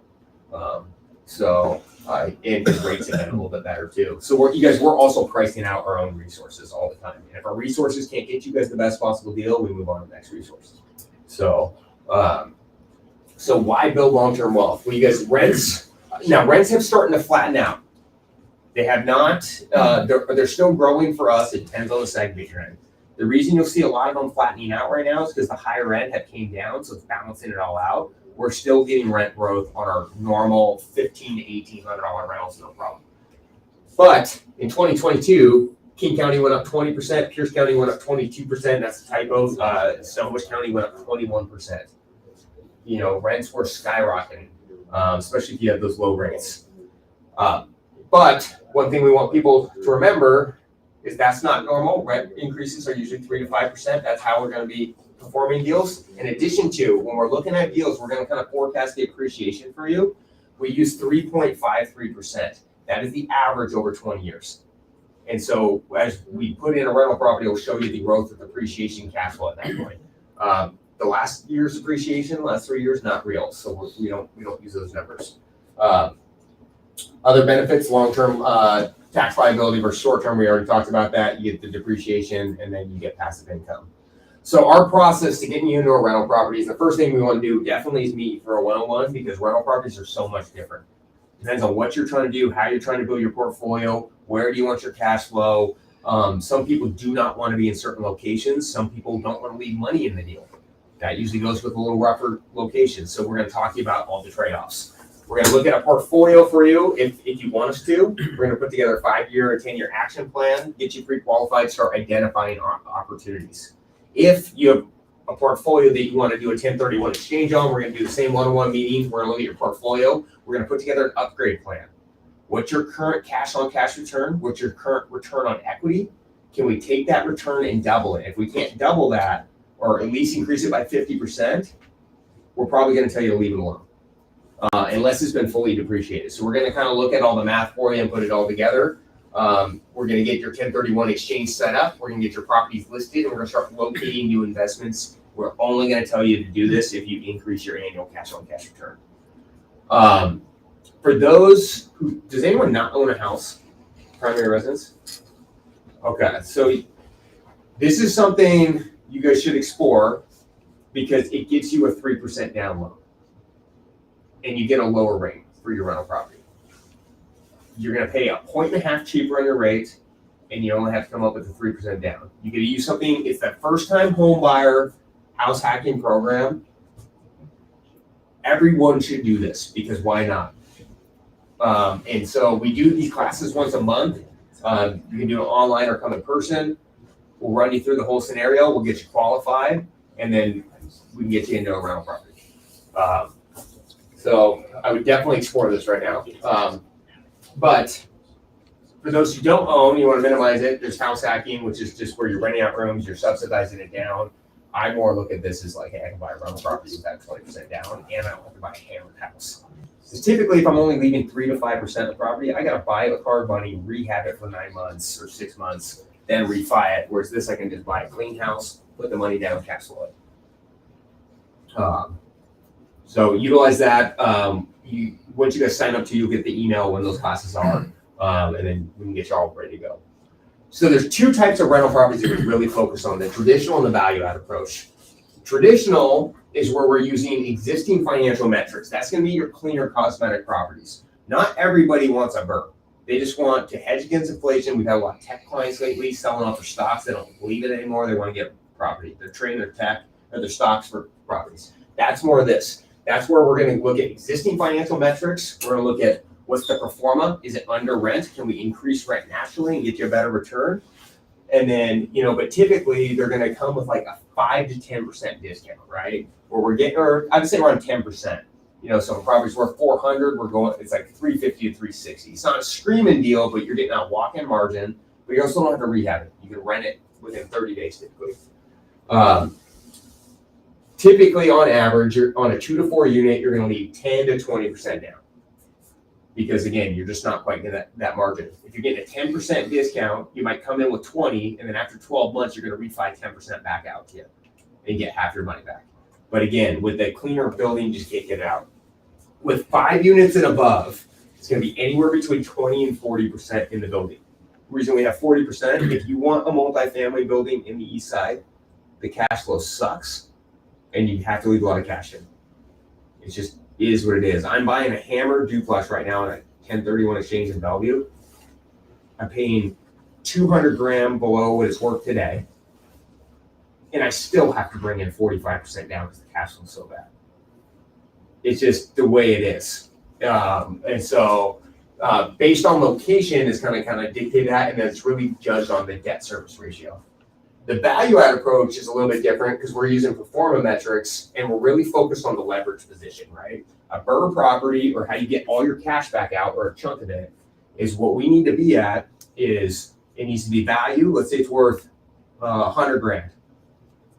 We can get you leverage up to 70 to 75%, typically 75% of the total, the new appraised value. So if it's $100,000, you're gonna be able to get a loan for 75. That means if you want to get all your money out, you want to be buying it for 50, putting in 25, and then you're going to get all your cash out. Now, if you're putting in 35, you're leaving the 10 in. And so that's what we're going to be looking at, is those 2-step approach. So it's all about the leverage position. we're gonna base the cost of improvements just like a flip property. Here's your rehab plan, here's how it goes, and then it's a two-step loan process. That's just a purchase loan, but typically they're beat up. You're gonna take it out with interest funding. They're gonna give you a construction loan, and then you're gonna refinance it when you increase the value at that point. You're gonna get better leverage. You're gonna get a better leverage position in this deal, because that's the whole point. You're increasing the value with the rehab plan, so it's gonna naturally increase your leverage position. The negative end is you have a longer stabilization period. There's plenty of rentals that we bought that we didn't even see cash flow on them for 12 to 18 months because they were such big rehabs, right? That's a check we're writing for 18 months on our hard money. That's okay because it was in our plan to do what we wanted to do, but it is something you got to factor for, and that's not for everybody. Some people don't like servicing debt like that. You know, a lot of the rentals I buy, I actually don't buy on cash flow at all. I'm buying only on equity position. Like this Bellevue duplex, the numbers suck on them. It's not good, but I'm going to be able to increase the leverage or the equity position by about $250,000 after I'm done. I'm going to keep it for a year or two. I'm going to live there when I need to. I'm in town. And then I'm going to sell it. I'm going to trade that for 4 to 8 units later. So I like chasing the high equity deals just to stick in my portfolio. I don't care about the cash flow, and I know I'm trading that in a year and a day or in 2 years. And then I'm going to take that. I'm going to trade it for a cash flow at that point. Or I'm going to trade it for another equity position deal, do the same thing. And then my 250 is going to turn into a 450. And then that 450 is going to get me into a 10 to 15 unit rather than a 2 unit. And so it's all about that trade. But it does have that negative. Those monthly payments suck. So syndicating, if you guys are interested in being more passive, you can invest with us. That would be this meeting you have with us. We are interviewing you just like you're interviewing us. We don't take money from a lot of people, guys. It's like we less cooks in the kitchen, the better for us. We also don't do mega deals. A lot of the stuff we do is 30 to 50 units because that's where the best margins are. And so we don't have to raise a lot per deal, but we do some. You must be accredited. It is passive income. Typically, you're going to get around a 7 to 8% pref return. It's going to have a target of about 16 to 17% IRR. That's usually the numbers that we're getting on our syndications right now. And then the big bonus, why I do it, is I get bonus depreciation. So a lot of times, if you're throwing $100,000 in a deal and you're a real estate professional, you're going to get about $50,000 back on your taxes on that. So you can get into a cash flowing position and get credit back off your taxes. So that's usually what I'm doing. I'd rather buy a building than pay the IRS. Are a bunch of your clients not able to meet that stipulation though, real estate professional? Most of them do that invest with us. So what you can do though, some people do, is they get licensed as a real estate broker, and then you're a professional. Yeah. So if you're licensed as a real estate broker, you do a couple open houses, you are a real estate professional. So that's what some people do. And if you're flipping, you're a real estate professional. So, you know, or like you guys are in construction, so that could be classified as that too. So seems like there's a lot of people that have different opinions about that when you talk to different accountants about qualifying. So, what if you wholesale? That's real estate professional too. Yep. Yeah. And you don't even have to make money. You just have to be doing the acts of. You have to do 100 hours of real estate related. That's the threshold. Now, I am not a tax accountant. I'm not telling you guys to over embellish. I'm telling you what I've heard some of my clients do. I haven't had to worry about it because I've been a real estate professional since I was in college. But yeah, that is a valid point. Some guys still do it anyways because they just want the cash flow and they want park. That's usually the old rich guys that don't care. But yeah, that's typically. But yeah, talk to your accountant for sure. My accountant would not like me saying that. He's very tight-knit. All right, so here is like a traditional property. We want to run you through a quick example, guys, when Kyle's going to talk about money. So this is a property. It was like kind of an average rental property. That's why I wanted to go over it. This property was sold probably 6 months ago. So that was when the rates were high too. It was a 2-bedroom, 1-bath house built in 1943. And there's a reason we like this one. It was on a 9,900 square foot lot. This would have been right for you. You can put 2 daddies in the back of this property if you're in. It had a 700 square foot house on it. It was built in 1943 and it was a cosmetic fixture. This is what it looked like when they bought it. But the margin wasn't that good. So on a flip, we had this property for 350 grand. We knew that was a good price. Problem is, if you put 65,000 in and added a bathroom, because it wasn't that bad shape, and sell for 500, you're gonna make 10 to 15 grand on that deal. That's a no buy. That's it. Cash invested was gonna be 83, and it was gonna be a 12.5% return with leverage, not even just cash. That's a no-go for us. So we almost didn't do the deal, and then we started looking at it, we're like, okay, well, where's the extra bonus here? So, because it's not the cash flow, we're gonna go over that. Purchase price 350, but then we looked at it a different way. 350, put 35 in for a rental, and then what we were seeing in the comparables, like what I was telling you, there's like these breaking points. If it was like a clean 2-1 that was somewhat updated, it was 475. If you were a 2-2, you were getting 500. So doing that extra rental didn't make any sense for this. Value was at 475. So the big bonus on this deal was there was going to be $100,000 equity position on it. That's a good upside. In addition to, you had a lot that you could develop later. And you guys, I will say that is one way that we built out our portfolio rapidly. When in 2008, we were buying properties that had development upside. Like this has development upside. Those are the ones when the markets take off that you rip. So like we traded all of our single family houses except for one with development upside, and that's where we're getting multis with them. Because we were 3-4x in our money at that point. That's where it really jumps. So this is the building, overall decent shape, detached 1-car garage, nice big flat yard. This was the inside, wiring was good, needed carpet. We were throwing countertops on, appliances were actually good, just needed a dust up, like we wanted the bathroom to look a little bit nicer, tile that up, flooring, just general stuff. So once you go through it all, then we're gonna break down the map. This is our rental calc.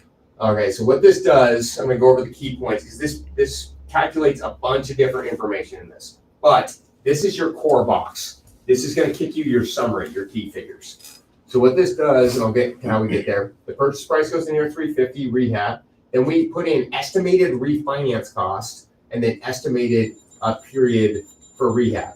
This tells us how much hard money we have to factor for in the deal. That's gonna affect your balance, right? So we were factoring for 4 months of hard money payments inside these numbers. Okay, that's going to usually dictate your cash left in the deal. Then we had a vacancy rate of 5%, appreciation at 3%. That's going to forecast out. Then we had our rents in here. We had a rent comp at $28.50. We'll show you where we got it from. And then we back out the expenses. You guys with single family houses, we keep it very basic. All my tenants pay their own water, sewer, garbage, all their own utilities. If it's multifamily, the expenses go dramatically up. 2 to 4, not as much, but once we start getting into like above that, there are things like utility billbacks and things you can do, but your expenses jump up like 20, 25, sometimes 35% on the big buildings. And so we'll be making those adjustments for that product. This is going to take your rent, it's going to back out your insurance, taxes, and then your mortgage payment. We calculate the mortgage payment, turned out to be $26.51 a month. Mortgage, $22.34. We factored that at the time at a 7% rate. Okay, so during that time when the rates were going like this, we were basically just adding 0.5 to 3/4 point to every current rate. Now it's a lot more stable, so we're not doing that as much. We're just going with current. And then we're going to talk about the loan to value. On this property, because the cash flow is so tight, we ran it at 70%, loan to value says 75. That's going to make a difference. That's going to require more cash in the deal, but it's still looking. We said, okay, after the client's all said and done, they were going to be able to obtain a loan for 70% of the 475, and then this dictates their cash left in the deal. So it was 93 grand up front. The investor came in with 93 grand just to buy it, which they gave them back the 35,000 for the rehab funds. We had 6,500 in for holding periods, 46,000 total. That meant after they were all said and done, the client was going to get 46,000 back, and they're going to leave 53 grand in this deal. Okay. So after leaving 53 grand in the deal, they were only going to cash flow $200 a month. That's not great, guys. That's not something we'd be proud of selling typically. That's a 4% cash on cash return. For something like that, I'm hoping you're getting 7, 8, maybe 10% for a bigger fixer. That's our goal. But it was still a really good investment, and I'll show you why. So estimated rents $28.50 at 70% loan to value, 53 grand, $200 in cash flow. It was a 7.8 cap. Not that that matters. Doesn't matter on single family, but people talk about it. Cash on cash return was 4. The biggest kicker was you were gonna get 75 to 100 grand in equity, and I'm gonna recap that whole thing. So that was the key metrics. We then come up with, how do we come up with the rent comps? We do it 2 ways, rental meter, and then we use Northwest MLS comps. So we blend the 2 together. So in there, it gave us a range, 2,600 to 2,900, kind of list everything out. You guys will get a copy of this. And then the great thing for us on this property is one of our own brokers leased this one for 2,900.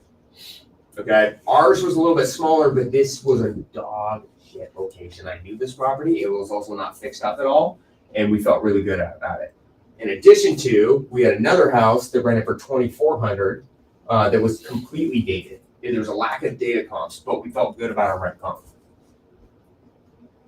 So let's talk about why we thought this was going to be a good deal. So you're cash flowing $200 a month, at 7% interest. That's a 4% cash on cash return. We know that rates are going to come down. And for me, what I was seeing, I was like, okay, for this window of time, including right now, you can buy deals that look like that deal doesn't quite pencil. But on this property, I could pick up $100,000 in equity, and I would have 2 building lots later for 2 daddies if I wanted. But even without that factor, I still have 100 grand in equity. In addition to, I do think rates are going to be down to, by the end of the year, we're going to be in the high 5s rate. So then I look at it this way: at 5.5%, the cash on cash return. So if the rates go to 5.5%, which, you know, for the last 5-6 years, we're at like 4.75, besides this last weird bubble. If we're at 5.5%, 3/4 above, the cash flow goes to $650 a month. Then your cash on cash return goes to 12. Then it goes to 631, and then your cash on cash, because then we figured you could refi, you were gonna get half your money back out. You're at 631, a 14% cash on cash return. And then it goes to 683 and a 15%. So what this was telling me is if I waited 1 year for rates to drop, I was gonna get a 10 to 12% return, if not higher, and pick up 100 grand in equity. So if they buy this property, they can 1031 it. They either can take the 10 to 12% and keep it, which is a great rental to own, or they can 1031 it, take 100 grand and go buy a duplex and get just that. And so that's why I don't get trapped on cash flow, especially today. I'm looking at what's the upside, what's the kicker on it. I got a question for you. Yep. So like on that one, it looked like you had nothing in there for like CapEx, maintenance, and vacancy, all that kind of stuff. Is that correct in the spreadsheet? For single family, we don't do it as much. Yeah. For multi, we run it on all those things. So typically we're running on vacancies. We run, you saw it in there, it's at 3%, but we take it out for single family. It's just single family is kind of its own weird asset class when I'm looking at it. You just kind of run the snapshot. But for multifamily, we're running vacancies at 3 to 5%. Or no, we run vacancies at 5%, repairs and maintenance at 3%. And just the theory being that, I mean, given that you're putting the revamp and you're not expecting any maintenance or CapEx costs, and you're basically addressing that. That's basically what it comes down to, especially if you're doing a burr. Like our maintenance on our burr properties are so low because we're going in and we're hitting everything, and the deposits usually handle it. Now, if we're going in with like you're buying a property and you're not really touching it, we are going to throw those things in because those things definitely come up. You're going to hit with your $5,000 bill for a furnace or whatever it is. But typically when we're underwriting these guys, we're actually going through and making sure that those things aren't going to be busted out. Like the hot water thing's at 8 years, we're going to say to replace it. So either it'll be built into your budget that you won't use, but or if a roof's at the end of its life, but we're like, hey, you don't need to replace this right now, but we have it in the budget, so it's in the deal. That definitely needs to be addressed. Yeah, because that will crush your deal for sure. Other deals that we sold, and then Intrust kind of talk. We'll let you guys keep going. Seattle fourplex that we did, got it for 800 grand recently. It was a 10% cash on cash return. Is in a great neighborhood. The client left 310 in it, but 10% in Seattle. I always hear you can't cash flow in Seattle. No, you can. You can hit 8 to 12%, no problem. Our whole portfolio cash flows at 11%. So if you buy the right things. There was 2 varying fourplexes they paid 1.96 for. Cash on cash return was 12. Bothell duplex that was hammered was 462. Ends up it was a 16% cash on cash return. and you guys can actually ignore this because savings has gone way up recently. Everybody checking out the money markets? I just opened up a Vanguard account, it's 4.8%. That's great. I'm not saying don't buy real estate, but then if you put it there too. Charles Schwab has the same thing going on. It's but you guys, so what we're targeting, 30 to 55% was leverage. That is on fix and flip, that is our goal. 30% is going to be more like a cosmetic, quick thing. Cash on cash, 13 to 18%, 30 to 55. If it's not hitting that, we're not bringing it out. That is our target. So next steps, guys, complete the survey. You're gonna get a call from Max, our concierge. We're gonna schedule a one-on-one with you, get you pre-qualified, and start talking about securing an investment. Other things, guys, if you want free education, we're really big on getting our free education. Go to our socials. They're all in here. They're in there as well. We do a ton of free stuff. And on our website, for newer investors or anybody, we have a 4-part series on construction management, where it breaks down like your walkthrough, finalizing your budget, construction 101, dealing with problem contractors, all the things that we've seen over a 20-year basis we have in this. It's a really good webinar. It's 4 hours broken in. Because again, knowledge is power for you guys, so it's all on there. And so for more information, guys, we'll be reaching out to you, and we'll go from there. So I'll let Intrust jump in. We're going to talk about money. He's a lot more short-winded than I am. It'll be quick. And then you guys, all the brokers will come in, we'll hang out and answer any questions you got. All right, so I'm going to simplify this presentation, just kind of hit some of the high-level stuff. If you guys have more questions, set up a call. You guys come in for a one-on-one. I'll just sit down with you and the acquisition broker and kind of actually break down what this deal might look like in terms of hard money. I also teach a class called Hard Money 201.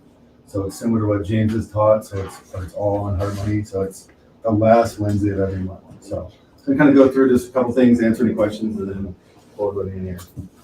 So we'll skip over some of the beginning.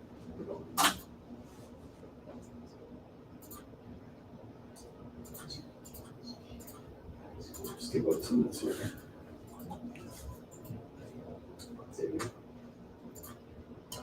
Okay, so Intrust funding, we've been around 13 years. We are the primary lender for Heaton Dainard. However, we do lend to any investor out there. We only lend in Washington State. The reason behind that is Will and James have been investing in Washington State, so we use basically our expertise to lend in the same areas that they're comfortable with.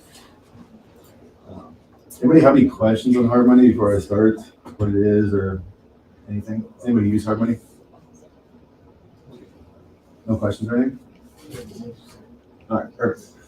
So basically, I always do kind of a comparison to us against some of the other lenders out there. Right now, we're kind of back to more traditional hard money. I would say kind of what pre-COVID times. During the last couple of years, there was a bunch of companies that jumped in, wanted to basically borrow institutional money, lend a difference. The problem with that is that they're not the ones actually servicing your loan. Most of them are brokering that or selling it off to a hedge fund or a bank. So it required a lot of red tag. Basically, they needed an appraisal, a BPO. They needed to have a lot of information on you, on the timing to close, 2 to 3 weeks at best, typically 3 weeks. So when it comes into hard money, you need to have fast flows. We don't use any fancy data analysis. We're not running algorithms. We're basically using our expertise, our knowledge, looking at the Heaton Dainard listings, looking at basically kind of what James was talking about to be able to forecast what pockets are doing better, everything like that. Really simple to get pre-qualified. So at any point you get pre-qualified ahead of time, that enables me to write you a pre-approval letter if you're going out to take down your own property. If you're just working with Heaton Dainard, those properties are going to come to you. We don't have an application. We just need 3 things from you. Who are you? Basically, who's going to be on the loan? So your basic contact information, a name, a phone number, a mailing address, and an email address. We need to have a bank statement. We don't need to look at rolling 3-month bank statements or anything fancy like that. You can send me 4 accounts that you want to add up the liquidity from. It can be a HELOC. It can be a brokerage account if you're willing to sell some stock or whatever. We're basically verifying the liquidity that you have, and we're basically saying that you're going to use this liquidity for the project. We don't look at your debt to income ratios. We don't know what you do for occupation, so we're not we're not saying, okay, you have 200 grand here, but your overhead is X amount a month. We're saying you're showing 200,000 and this is what is going for the deal. Does that make sense? It's very, very minimal. Typically, we can accept a screenshot if your name and the balance is on there. The last thing we need is a credit report. We don't actually need a full report. We just need to have something that shows your credit score and your name next to it. Once that's on file, you are pre-approved with us. We do update a bank statement per transaction you do with us. We have to have a recent one every loan you do. And we do a credit report once per calendar year. Now, if you were to submit a property to us and you weren't buying a Heaton Dainard property, we don't require an appraisal. We need 15 photos of what this property looks like as is right now. We need a scope of work or at least a budget of what you think you're going to spend. And then we would ask you kind of how long of a loan you're looking for if you want to use our standard or rehab loan. So basically, I can have you approved 7 days a week in 5 minutes. If you want us to take a look at a deal, again, if you're looking at outside deals, we can underwrite those for you. There's no fee, no commitment. I'll show you what kind of comes with that. Typically within 24 to 48 hours. I try to get stuff out the same day, but sometimes it might take 2 days to get to that.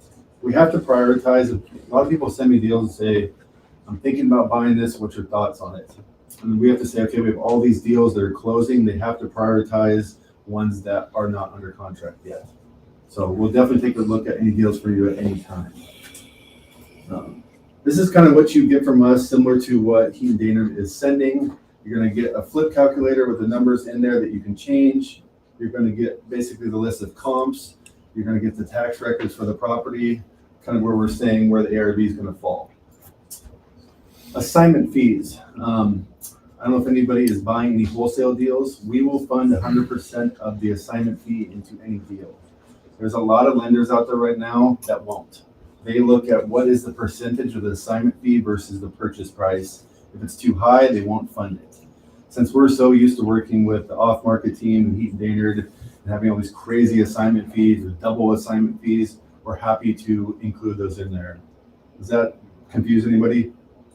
So what another lender might do is say there's a $30,000 assignment fee. If they won't wrap it into a hard money loan, you're going to have to pay that $30,000 outside of closing rather than leveraging it into the loan. So 2 types of loans. So you've seen these on the performas all day. The far left column was a standard, the middle was a rehab, and you guys saw a cash version. Standard loan is an acquisition. We do one loan to help you purchase the property, but you as the investor are going to pay for the rehab yourself out of pocket. Like James said, there's positives and negatives. If you're sitting on a bunch of capital, a lot of people do the standard loan. You don't want to have to pay interest on the rehab money that you might have yourself. On the rehab loan, it's the least out of pocket. You're putting the least of your money in, using more of our money. You typically see a higher cash on cash return, but again, you are paying interest on the money that you are borrowing. A couple things I point out against some other competitors is that our loan documents have 2 automatic extensions written into the documents. If you were to look at a lot of competitors, if you hit your maturity date, so you do a 6-month loan, it's up to their counsel, their ownership, whoever runs the company, to be able to say, we're going to extend this loan or not. A lot of the calls we're getting these days are people who are in one hard money loan trying to come to another hard money loan. So basically, as long as you are current on payments, we will extend your loan twice for 45 days, gives you 3 extra months. You don't pay anything different. Your monthly payment doesn't change. It does add 1 point every time to the back end to the payoff. So it does cost a little bit more. So typically when I'm putting somebody into a loan, I will try to maybe overshoot it a little bit on the front end, give you more time so you're not paying as much on the back end. None of our loans have a prepayment penalty. So I mean, as quickly as you pay them off, the interest stops. Everybody kind of wants to know where our down payments come from. So in Western Washington, we're typically between 15 and 20%. Eastern Washington, we start, unless you've maybe done a bunch of deals with us over there, 20 to 25%. That's basically just because of where Will and James have done their investing. They're more comfortable in Western Washington than they are in Eastern Washington. So as you guys saw, typically 20% is what you're going to see come through in the performance from Heaton Dainard. It's kind of the top that's going to be approved at. I will always push for a lower down payment. It has nothing to do with you as an investor. It's solely dependent upon the rule. So we lend up to 70% of the after repair value with our fees rolled in, with the origination rolled in. Some deals have bigger margins, some have smaller margins. So sometimes a 15% rehab loan will work. Sometimes it'll be 20. Sometimes we can meet in the middle at 18%. So it's going to be deal to deal specific. As I said in the back earlier, the standard loan is typically a 15% down because it's a smaller loan. You're paying for the rehab yourself. Any questions on that? So one thing I bring up that's more of a rarity, but if you guys are ever buying like a turnkey, say turnkey rental, sounds odd to be using hard money, but it's a pretty low inventory market. A lot of houses out there. I have a lot of tech workers, Microsoft guys that have been working with me for the last 5-6 years, and they buy a ton of stuff, and they're all conventionally financeable, but they still use hard money because they want to get the best price on it. They want to take it down quickly. If you're buying something turnkey, or down payment with me is going to be higher than a house that's all messed up. And the reason that is there's no potential value add to that. If you're buying a house for $460, it's going to appraise at $460, $465. You're going to be putting 25 to 30% down. That kind of makes sense. So I always want to kind of tell everybody that, because it sounds backwards that you can buy a dilapidated house for 15% down and a perfectly good house for more down. All right, so a couple things with us. I talked about it first. The main thing why people like us, we don't require an appraisal. We can close in as little as 48 hours. So you're going to be able to compete with a cash buyer, or if you're buying one of the deals from Dainard that has a quick closing, we can get it done for you. Second thing is we do not charge our origination fee outside of the loan. So there are competitors that might do a 10% down or a 15% down. Most of them that want to collect their origination fee up front. So hypothetically, you have a $500,000 loan, and for easy math, I put down 20%, so $100,000 down payment. The down payment does not go to Intrust, it goes to escrow for the equity position in your house. Leaves you with a $400,000 loan. To say we charge 2 points for 5 to 6 months, that's $8,000. Most lenders are going to want you to bring $108,000, the down payment plus the fees. We are simply rolling this into your loan, so you're only paying the down payment. So your loan amount gets increased to $408,000. A couple things to think about that a lot of people don't. We're quoting you the down payment that has nothing to do with anything extra. The title's going to charge you, escrow's going to charge you, and property insurance to close on this transaction. So when you're budgeting for these things, you got to factor in another $1,500 for title and escrow. Hard money lenders now want a 12-month policy for insurance.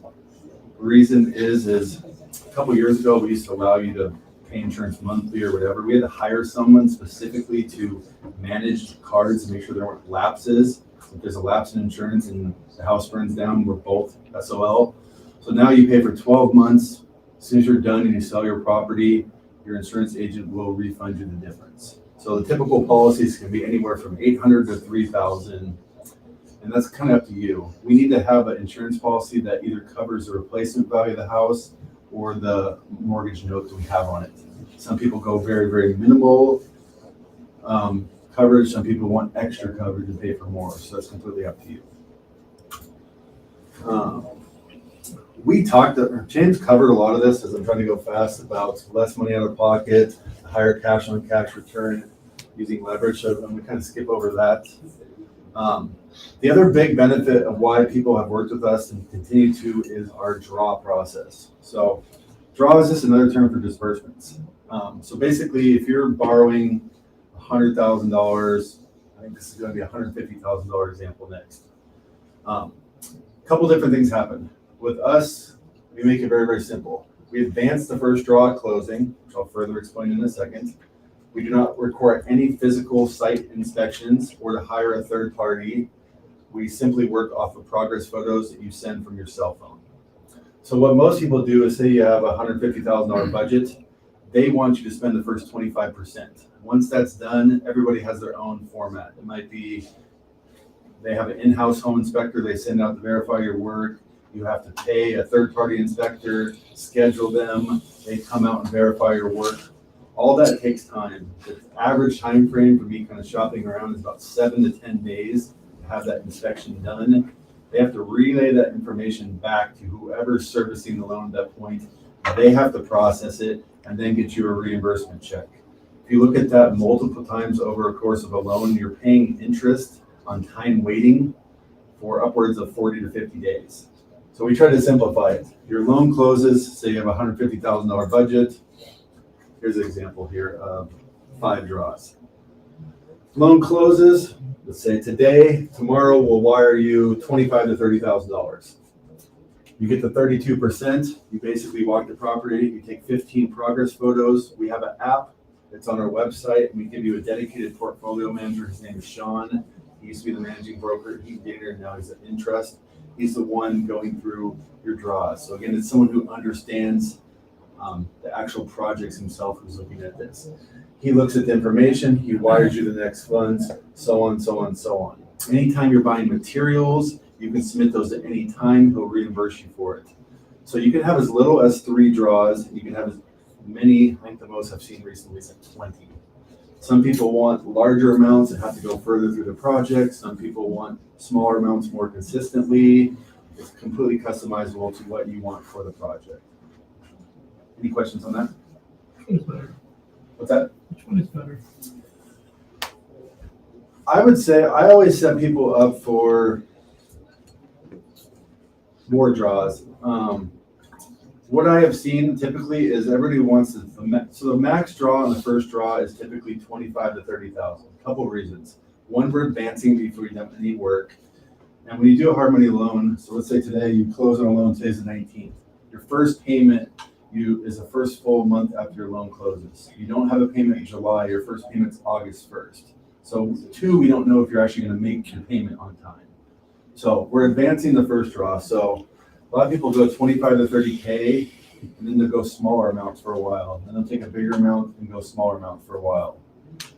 The thing is, if you were to break this down to 3 draws, you get the first draw of 25, and say you take the second draw of like 50 to 75, you'd have to get to like 80% before you get that next draw. So then you're relying on yourself a lot. I would say a lot of people realistically just charge credit cards, get miles, and then pay it off with the wires that we send them. But not everybody is capable of having those funds to be able to get through the project that way. So it really depends on what's going on with the project, how big it is. We try to factor all that in.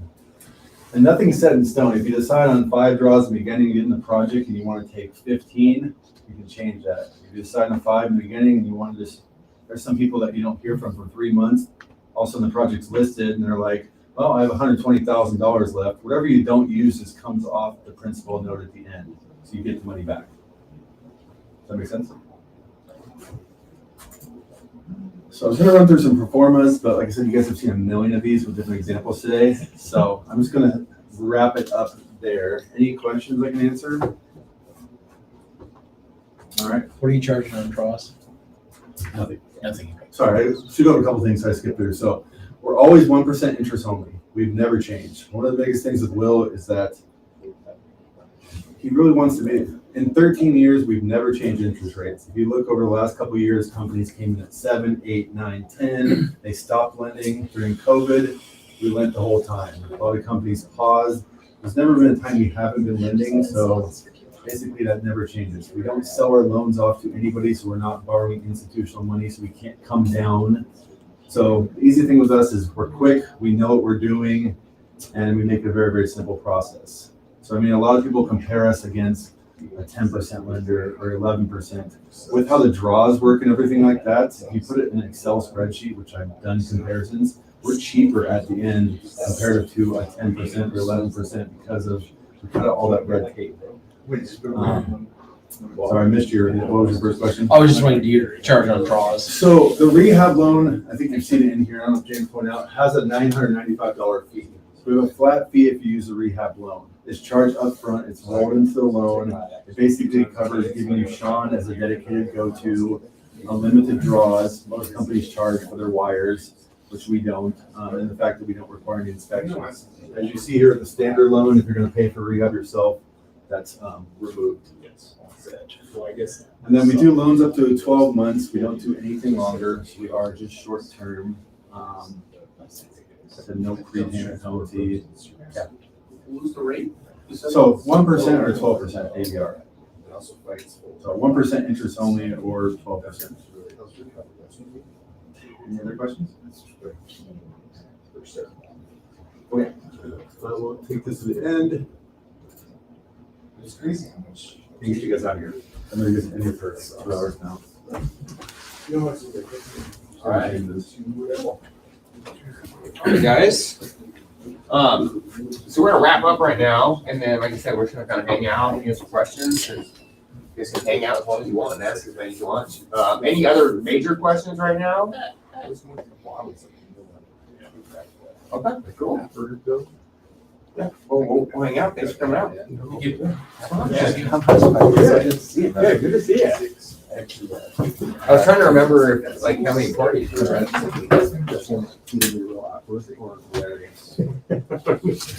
Is this an ED? Oh my God. That's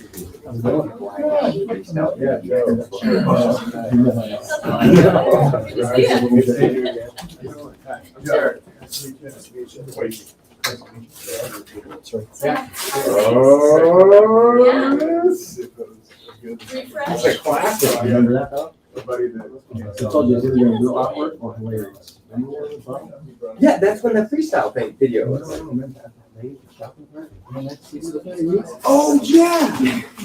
Yes. And then Greg Rose came to school and he was like, yeah, he's like, I grab that back. And Greg, the nicest guy in our town.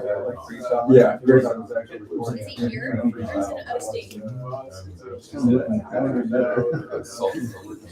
That was you, right? And we were targeting the over at Bubble's house. Yeah. Anyway. Yeah, no, because we always used to do the target runs. So it's like. Yeah. Yeah. But yeah, I'm gonna put some on gas. Listen, how'd you even get this? They still sell CDs on No, those? right? Dude, check this thing out. I have that. Take it back. Who doesn't have this? I still got my book of CDs that I used to wander around with. So do I.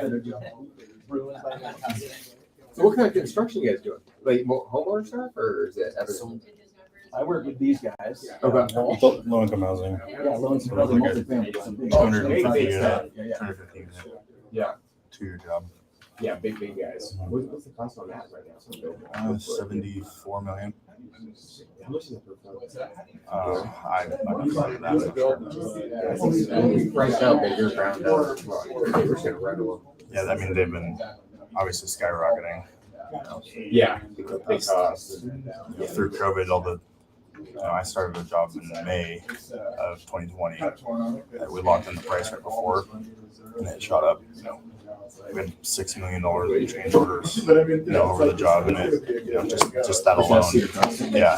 So like, if we wouldn't have locked that price in right there, it would have been $10 million. Would have been $10 million more. Yeah, it's basically all bought out.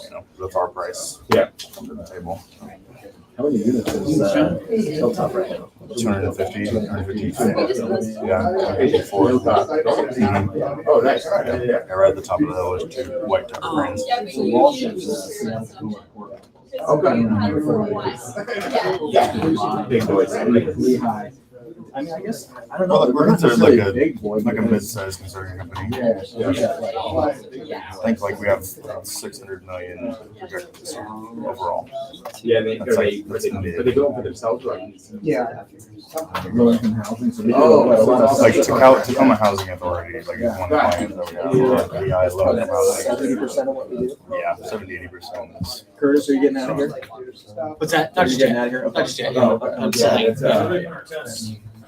We on the table right there. That'd be good. Cool. Yeah, face down.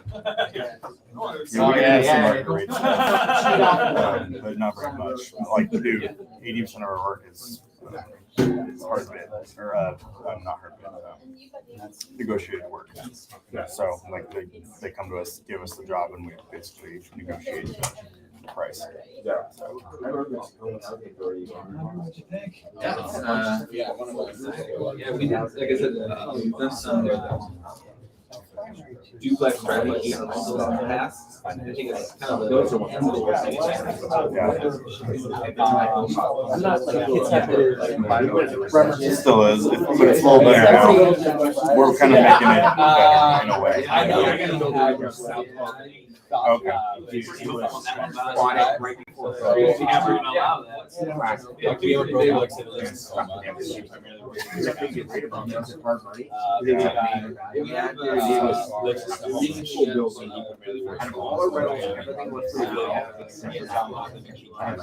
Full drive-by shooting, which was a good thing actually. Then people would move out like, oh, it's units, cool. Yep.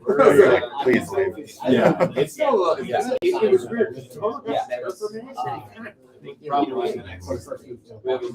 this is my first project there, so I'm kind of still learning the area a little bit. I'm from basically the Cape Harbor area. Okay. So I kind of know it. Yeah.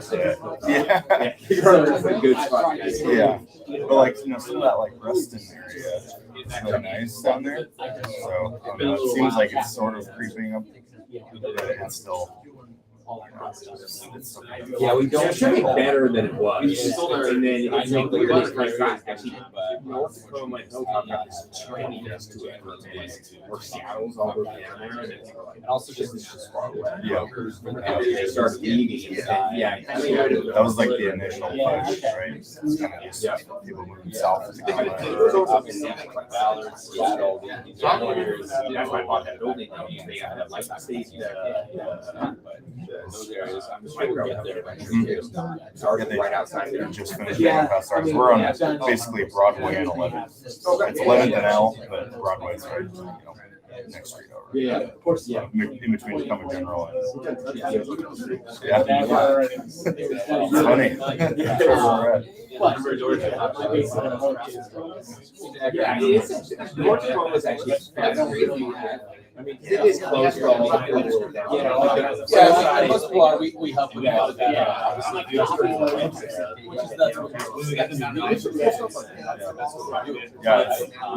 There's some construction going on down there. They just put up another crane downtown, and then 4 or 5 cranes down kind of in downtown. Yeah. It's just talking to my building inspector too. He's like, just putting more on us. So it kind of seems like it's kind of booming again. And that's as far as the bigger tile layout. maybe 100 unit Like plus. all that kind of stuff. That was all opportunities. I've worked with Yeah. So then you guys are looking at, are you working with? It's possible. Yeah, we work for the same company. We didn't know we were going to be here. Yeah. Yeah, Oh, no shit. Joe and I we were talking about, he came once before, he's like, you should come. I was like, okay, I'll check it out. Because our plan is kind of just use our construction expertise. So we'll have to have more conversations. So now we're gonna need to talk, yeah. Yeah, I actually finally the comments people started seeing to execute their comments. Oh, yeah. Project management side, so you can use a team. Oh, yeah, I've known Pace for a couple of years. Are you? Yeah, and all the gang. So just because I want to see like that's what. Yeah, everything. we offer. Yeah, we offer all that. And some guys that don't expect anything like that. They have their own teams. So like I said, it's really as much as help as you want. We'll just decide, here's the thing. So we put like we have a you guys real estate location. So we have something with what my guys are able to do. Obviously, there's skill set, if you're construction, there's a big projects. Yeah. You guys have a budget. Yeah. If they're coming from, big buildings, maybe they We'll find those land deals and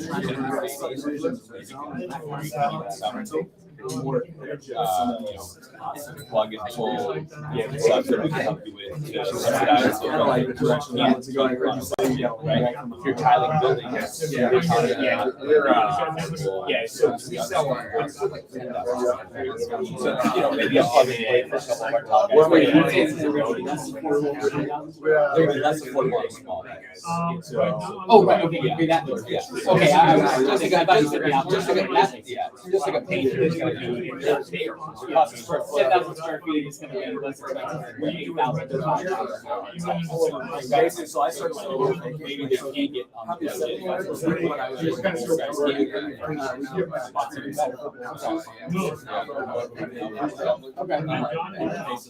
I mean, so they just, I don't know if it's that well. It's like, so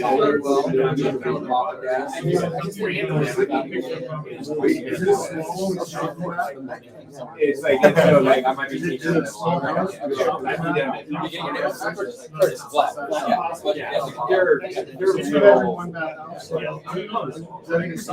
was there, and you bought it. They got a good. It was like you drive your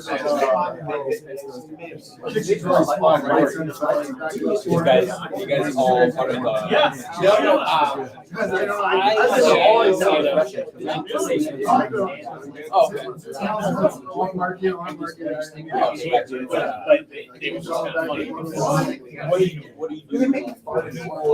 I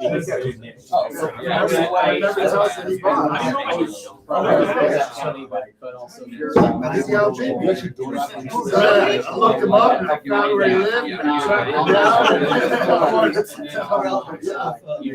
Everything was, yeah. It doesn't turn out to show.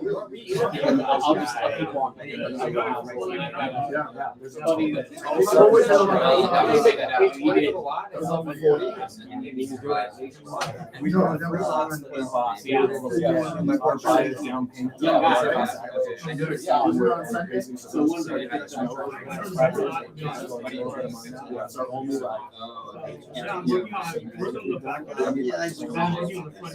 Oh, so you convert it? That's kind of our. I'll just not share it anyway. It's amazing. So we just keep it. They're like, oh, this house that you know. Maybe you should have been. We're flipping through. Yeah. You know. Well, you always should have stopped it. A little bit longer. There was a strong society, right? What's that? It had like a laundry room outside the kitchen. We're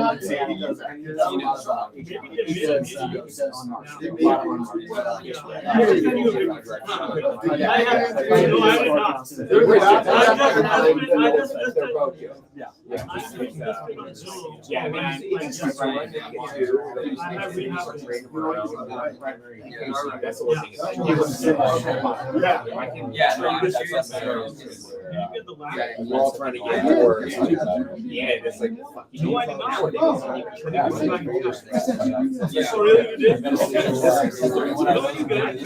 I mean, that's the thing. Maybe I will. We don't know.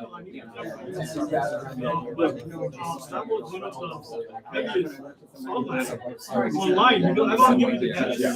They were like 3 It's like, that is the. Yeah, even especially like I would rather buy my exactly. Yeah, no, I'm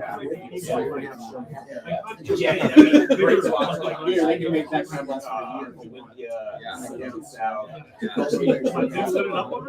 That's great. That's the one thing. Oh, okay. So It's made with like more media and a lot of other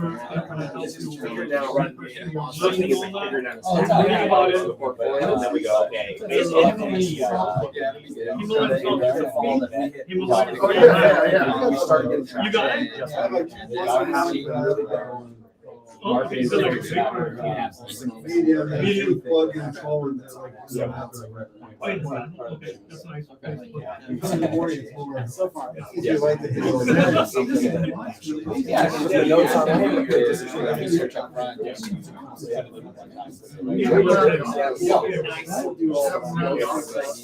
you want to, I can just. Yeah, I did today.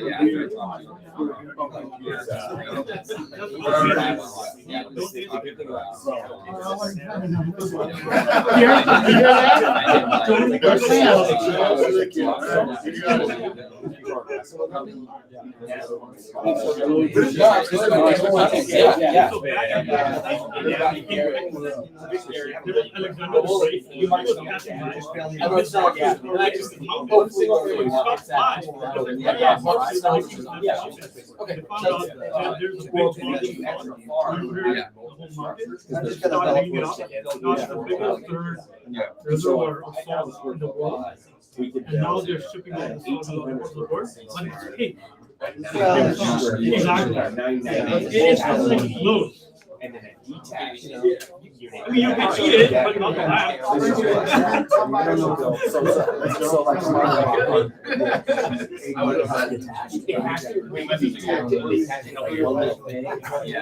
It's so generic. But then what it does is it takes the value of your house down, but then you sell the ADU. The one that I ordered from the same one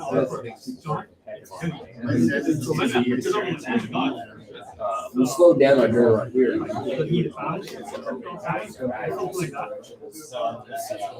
Yeah, because they were over like 3 million now. And so like the affordable. Even though I got this box from different lights, I should have wanted to I saw a rabbit over by the city kid, and I was just staring at it. It does not. It needs to teach you what different lights. It's probably not their car. If you saw one there, ever. Yeah, it's kind of like pocket hazards. But yeah, I would say like 1, 2. Yeah. So. yeah. So that's He had to get his motor going. Rehab. But it's even different than what you're doing. It's just because that's not much. But you can just put stuff you want to go out a little bit different. Yeah, because the zones, you're not running into the bullshit. Well, yeah, you're not going on plans. Like, all right, bid it out on the plans and kind of look at the square. It's like, it's all this ballpark stuff. Yeah, we do some rehab work and I don't like it. No, but it's Just for, as a bulk, 50 at rehab or 80 rehab, dealing with other tenants and stuff. But obviously, single family and even like complex, fourplex stuff is a little better. Probably not dealing with like tenants. But no, there's, you guys are just fine. Yeah, I'm gonna fill this out. Yeah. I'm gonna get out of here. Yeah. You see another one here? We went to a game just a couple weeks ago. Oh, there's this amazing. I love that. Yeah. He's usually we can send out like. Yeah, because he was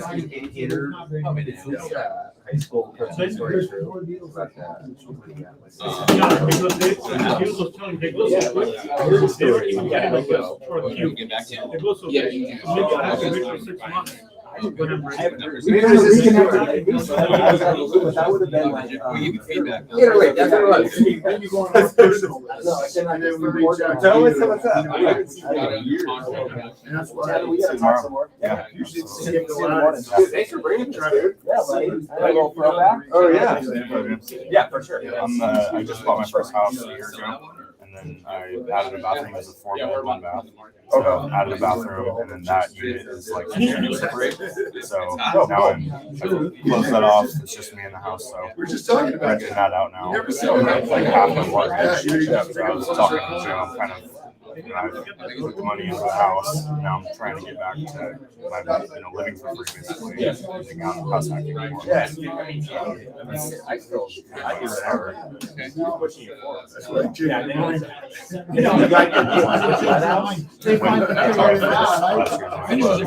So I got in at like 5.9. I didn't really care though because I was wanting to get in. This is more like a long-term hold. What area? Renton, it's right by Fairwood. It's a Renton address. It's almost trading above what it was. Yeah. People are adjusting. So we're in a good spot. Yeah, I got a 20 under. Oh, you tried asking. that? Under asking Dad this just time. sold his house. Yeah, because you We're at that plateau. Yeah, I was like, when I was starting to get out. Yep. Yeah. No, I like. I just I wanted to get in. They've had seed. Like I really, we all want our apartment. It's one of the, I think it's one of the best. Just like Also, Street. It's like that down. Hey, I like the downtown, like where the Hyatt. Oh yeah, the landing. Yeah. Awesome. Yeah, and then just like top golf in. Yes, yeah. So it's a good spot. I was originally aiming for like a Airbnb for that room, but then I had a buddy that wanted to do like a year lease, so we're doing month to month, but he's like locked in for a year, so I figured the continuous money would be better than trying to like, rely on Airbnb to be consistent, but. Well, it's, yeah, I mean, that, you did the right move, subsidize it off, cut down the cost, put the money back in your pocket, go buy something different. Yeah, dude, you get, the first one always taps you out for a minute, and then you rebuild it up. That's kind of where I'm at, and I just want And then it grows, but then it grows, and it's like, or You just invited you in for a while. year or two, Like, all right, if you come to this, I'll do it. you should look at, you could actually. Yeah, I played Right? 5 years old, my kid in high school, played college. I was talking to my lender. Are you talking about He's this? High school? every year they move out, do another. And so it's all about utilizing leverage. Yeah. Okay. So it's out there, and then, I went to. Thanks, appreciate it. James, how are you? Seeing you again. Good, good. Well, been hanging in there. Yeah, what's going on? I've been to a couple of different meetings. Different things you guys are talking about. I still get your emails and been looking at stuff for the year. I'm kind of in a spot where I don't have like a good path forward. I'm wondering if I could, we were talking about one-on-ones, meet with one people. I met with KC and I met with John a couple of months ago about things. After coming in, so Matt called me that you're going to be speaking tonight. I was wondering if you have the time for me to meet with you for about 15 or 20 minutes sometime in the next week or two, just to talk about some things, because, well, for one, I always appreciated everything that you help and talk about, in the past on things. But I'm wondering if I could just kind of tell you, like, here's what I have and what I'm trying to do, and maybe How much I will. you would have like suggestions or ideas of how to go through. What I would like to do is, get on and getting deals with you guys again and explore my different options for flipping or holding and stuff. But I need to start slow this time because, much like what you were talking about, 2008 or 9 was really tough. Yeah. And so, and I can talk, if that works for you, meet with me for one-on-one for a little bit, not phone around people, to just kind of see if something would work. Yeah, I definitely can't, I travel, I don't live here anymore, so I fly back and forth all the time. Oh, you don't? I fly here every week. Oh, where do you live? California. Oh. So I fly up and fly back. Oh, And so okay. my schedule can get pretty tight. Oh, with all okay. the team meetings now, because now we've grown, I train my staff, but I kind of figured that, and I know this is a tough, it's a tough task to meet. Yeah, but me to see what I can do, because I know I'm not here next week. Okay. And I know I'm jammed with meetings all week this week. Okay. Because they kind of stack me when I'm in town. Because I basically fly Monday through Wednesday every week. Oh, okay. So, I had to get this right. Oh, I don't blame you. Now I fly a lot. And so that would be the only tricky part, because they'd be jam-packed with staff meetings. Okay. Okay, I mean, I'm, when, it doesn't have to be the next week too. I've been kind of mulling over things for a while now. I've done like a couple of meetings over the last few years, but, it hasn't been, nothing's been like the right thing. Eventually, it's gonna happen. I think, I've actually been able to talk with you, especially to you tonight. It's opened up all kinds of more information. Put your name on the billboard. I've talked with other people about everything you guys are doing now, because, when I first met you, you didn't have all this, you guys were doing all this stuff. No, we were just workers. Yeah, you were, and I actually, I actually ended up buying one property. Auction properties from Carrie and history. Yeah. I remember you bought one. It was a Magnolia that I bought. It was a Magnolia. It was a major fixture, but I also bought it the week before the market plunged in October of 2008, when all the financing and everything changed, and then all Was that 2008? Yeah. You bought that one? Yeah. Weird. Now, I'm like, we're trying to, and I actually have a very good memory of this stuff. Yeah, it was in 2008. It was in 2000. It was in September of 2008. I remember specifically because October of 2008 was when the government basically pulled the plug on everything. Yeah. And then, and so I had that one, but I then also had the foreclosure ones that I had bought. It was Auburn. I remember Auburn. Well, I actually had it in West Seattle, Rose White Center, Everett, and Kirkland. You didn't have one in Auburn? I think you showed me one down in Auburn or Burien that we looked at, and The River House? I don't know why. That one stands out the no, most. it wasn't on the, it was up on the hill in Burien, not too far from the airport. South of the airport, off of that main. Now that you said Magnolia, I'm actually starting to remember back. I think It was a major fixture. It was just. It was sketchy even when we were looking at it. You were walking through it with me, and sketchy meaning that it was going to be a ton of money to put in. Yeah. Pull from with a ton of return, except for that. As soon as I bought it, the market went like that. And so it was going to be like. I lost 18%. Yeah, so well, anyhow, I know it was a tough time for everything, but I was just way overextended for I don't know what's going to happen to the market. I don't think any of that. Yeah. But that's definitely why I read a lot more of the news now. Yeah. Looking back, I'm like, It just seems like everything that all the decisions that I was making were just wrong to what was happening, even though I think my plan was good. Yeah. And then I thought it was good, but then it was like, okay, then, even then I ended up being able to rent out the Kirkland house, and then the renters after the first month stopped paying rent for 12 months before went in foreclosure. So, and I couldn't sell it because I couldn't sell anything. I was, no one could, but anyhow, long and short. So I lost a ton of stuff last year, basically everything that I put into. Well, it sounds like you lost a bunch too. I mean, a lot of people did. I guess, well, anyhow, since that point, I haven't, I've been very conservative, tentative about getting back in, only because of what had happened.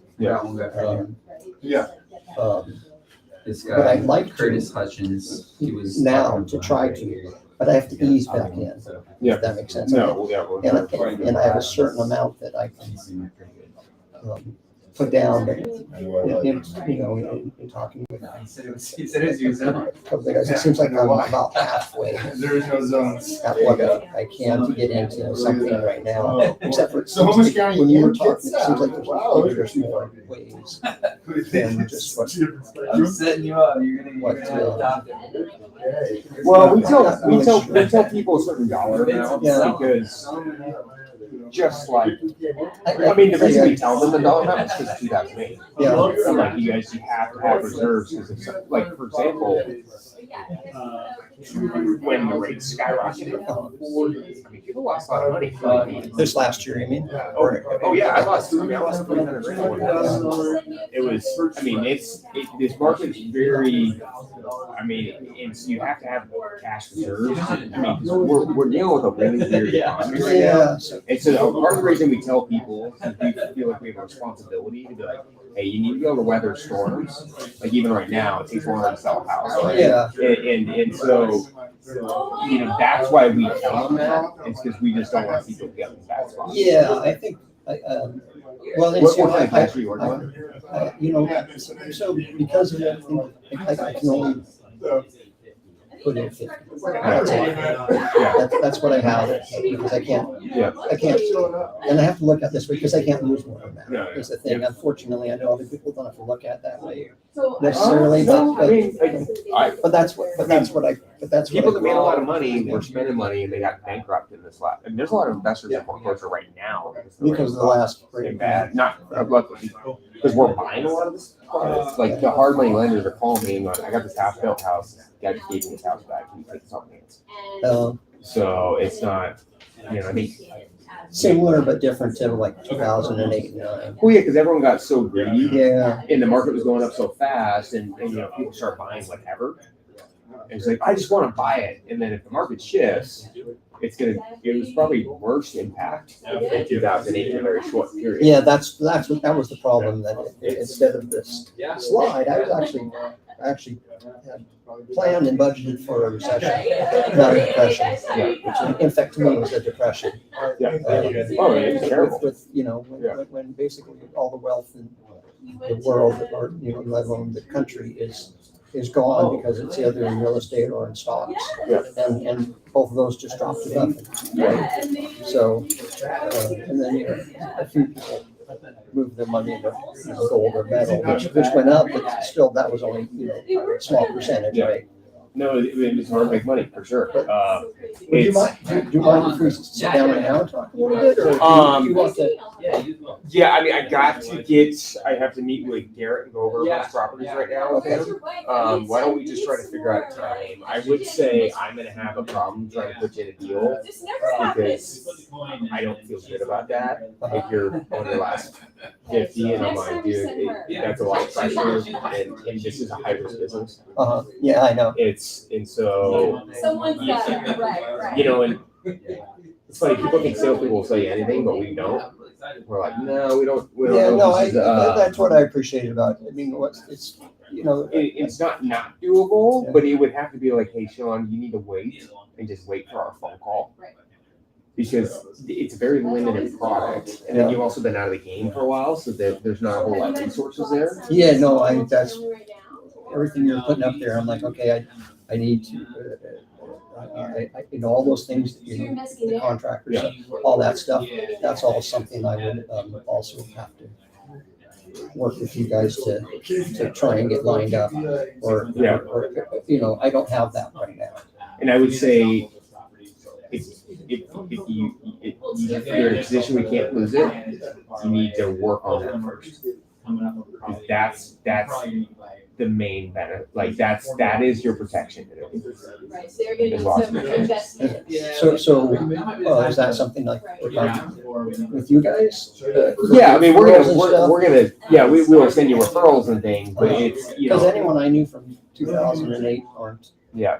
I don't. I can't say I know any of them anymore. Yeah, because I didn't stay. To be honest, John, I would hold tight. We don't know what's going to happen to the U.S. dollar. I mean, it could get smashed, which will wreck our housing market. I don't know if it will or not. I'm still buying it because you can't just not do things. Yeah. Like I mean, the one of the things for us, we got level in 2018 or 8. And the only reason we made it through is because we didn't know any better. We just kept buying. Well, you guys, you had persistence and knowledge too. We just signed a lease, and I was like, I'm so screwed here. I just got to grind this out.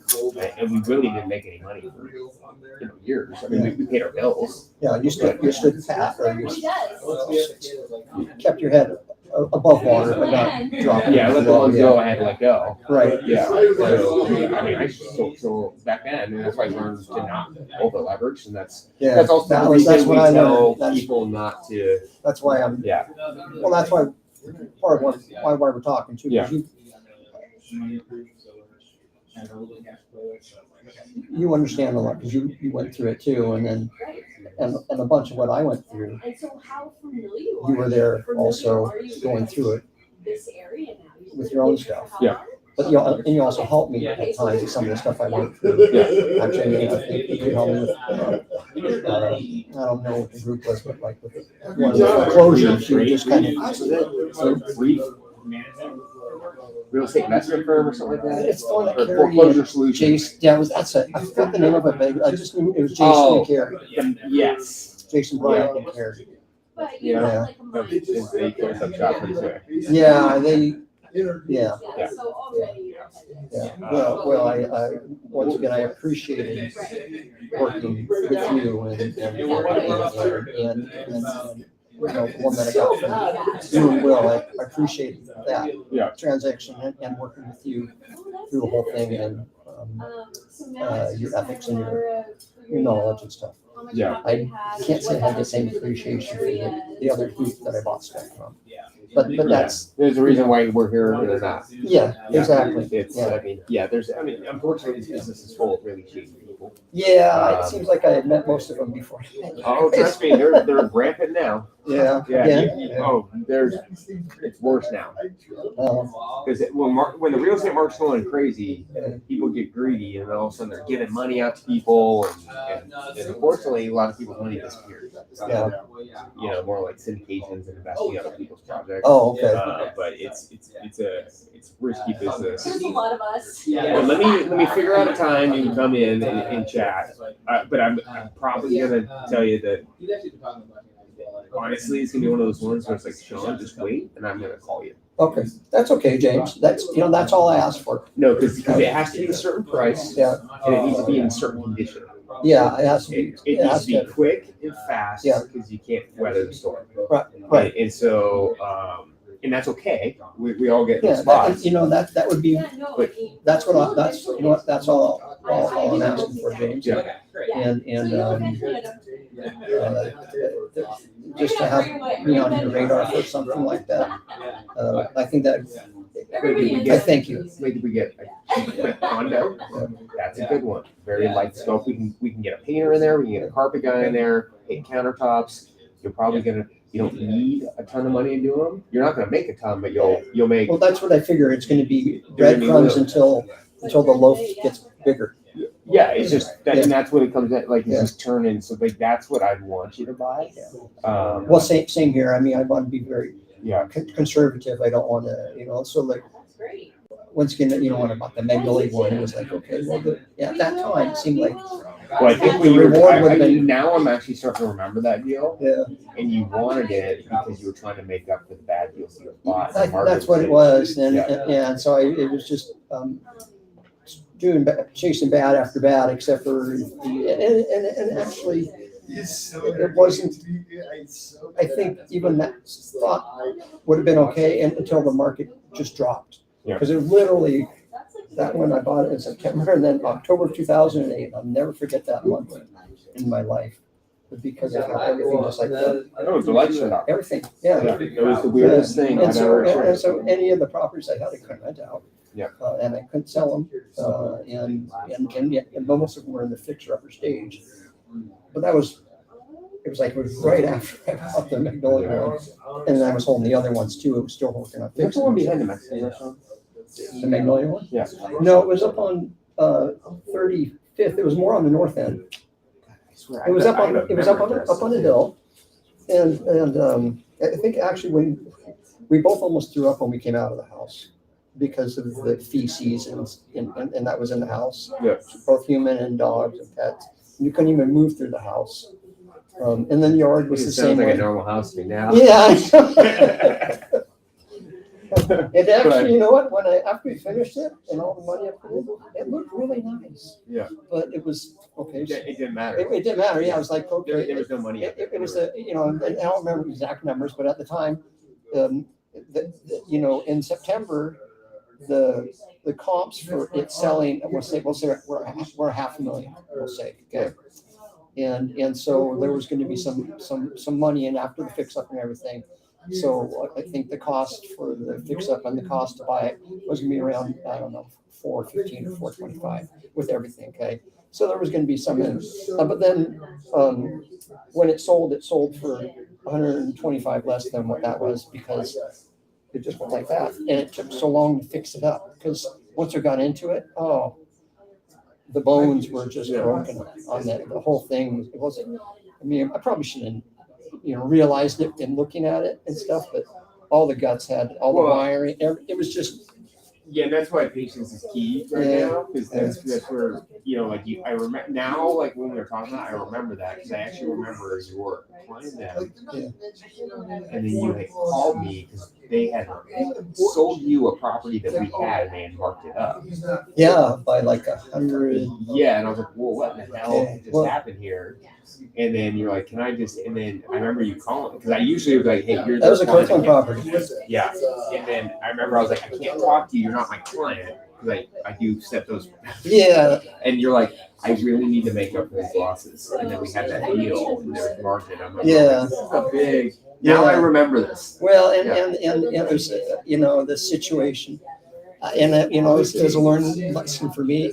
I didn't even go and look at the auction when they sold it to me. It was one of their sales guys called me on the phone when I was driving somewhere and said, yeah, we got this one.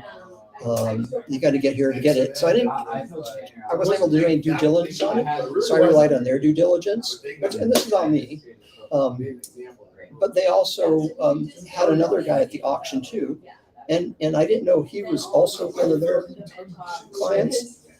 They had us two bidding up against each other for it. And it was also 500 square feet less than they said it was. Because they said it was like 2,200 square feet. Yeah. Well, that included the garage. They included, and so it was kind of like, it was, it was a learning experience for me, James. But from that, I was like, okay, well, and then Michelle was a great gal. She felt really bad for Michelle Morales. Oh, yeah. Yeah, and so then, so she recommended, I talked to you. Well, then the rest. There we go. Yeah, actually now I remember that. Yeah. But it didn't seem like, it was just like, no matter what decision I made, it just seemed to be the bad one.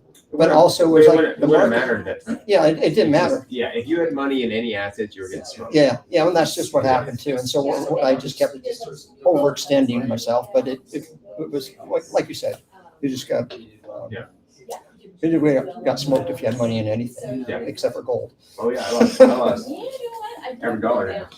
I had saved it. I had worked as a wholesaler, saving every nickel. My retirement went into all that, and then so that and that was about 25 years worth of retirement. Well, but you know what? It was a good business plan, I thought. I had all this knowledge with construction. Because I worked for Intercorp Development as a financial analyst and accountant, and Howard S. Wright as an accountant, and I did all the budgeting. It was just like I had all this. And then I had the finance background, and then the economy dropped. Yeah, well, I'm just reliving. Yeah. I'm sorry, I shouldn't relive stuff for both of us, but no, it's just part. Unfortunately, it's part of this business. It can be really awesome. It can be really terrible. Yeah.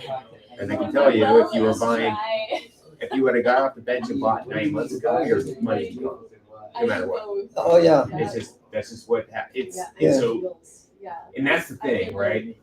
And you should think about this, is if we're looking at 35-40% returns, it can go the other way just as fast. Oh, yeah. And so, and I'm not, I'm looking at, well, you already kind of know it.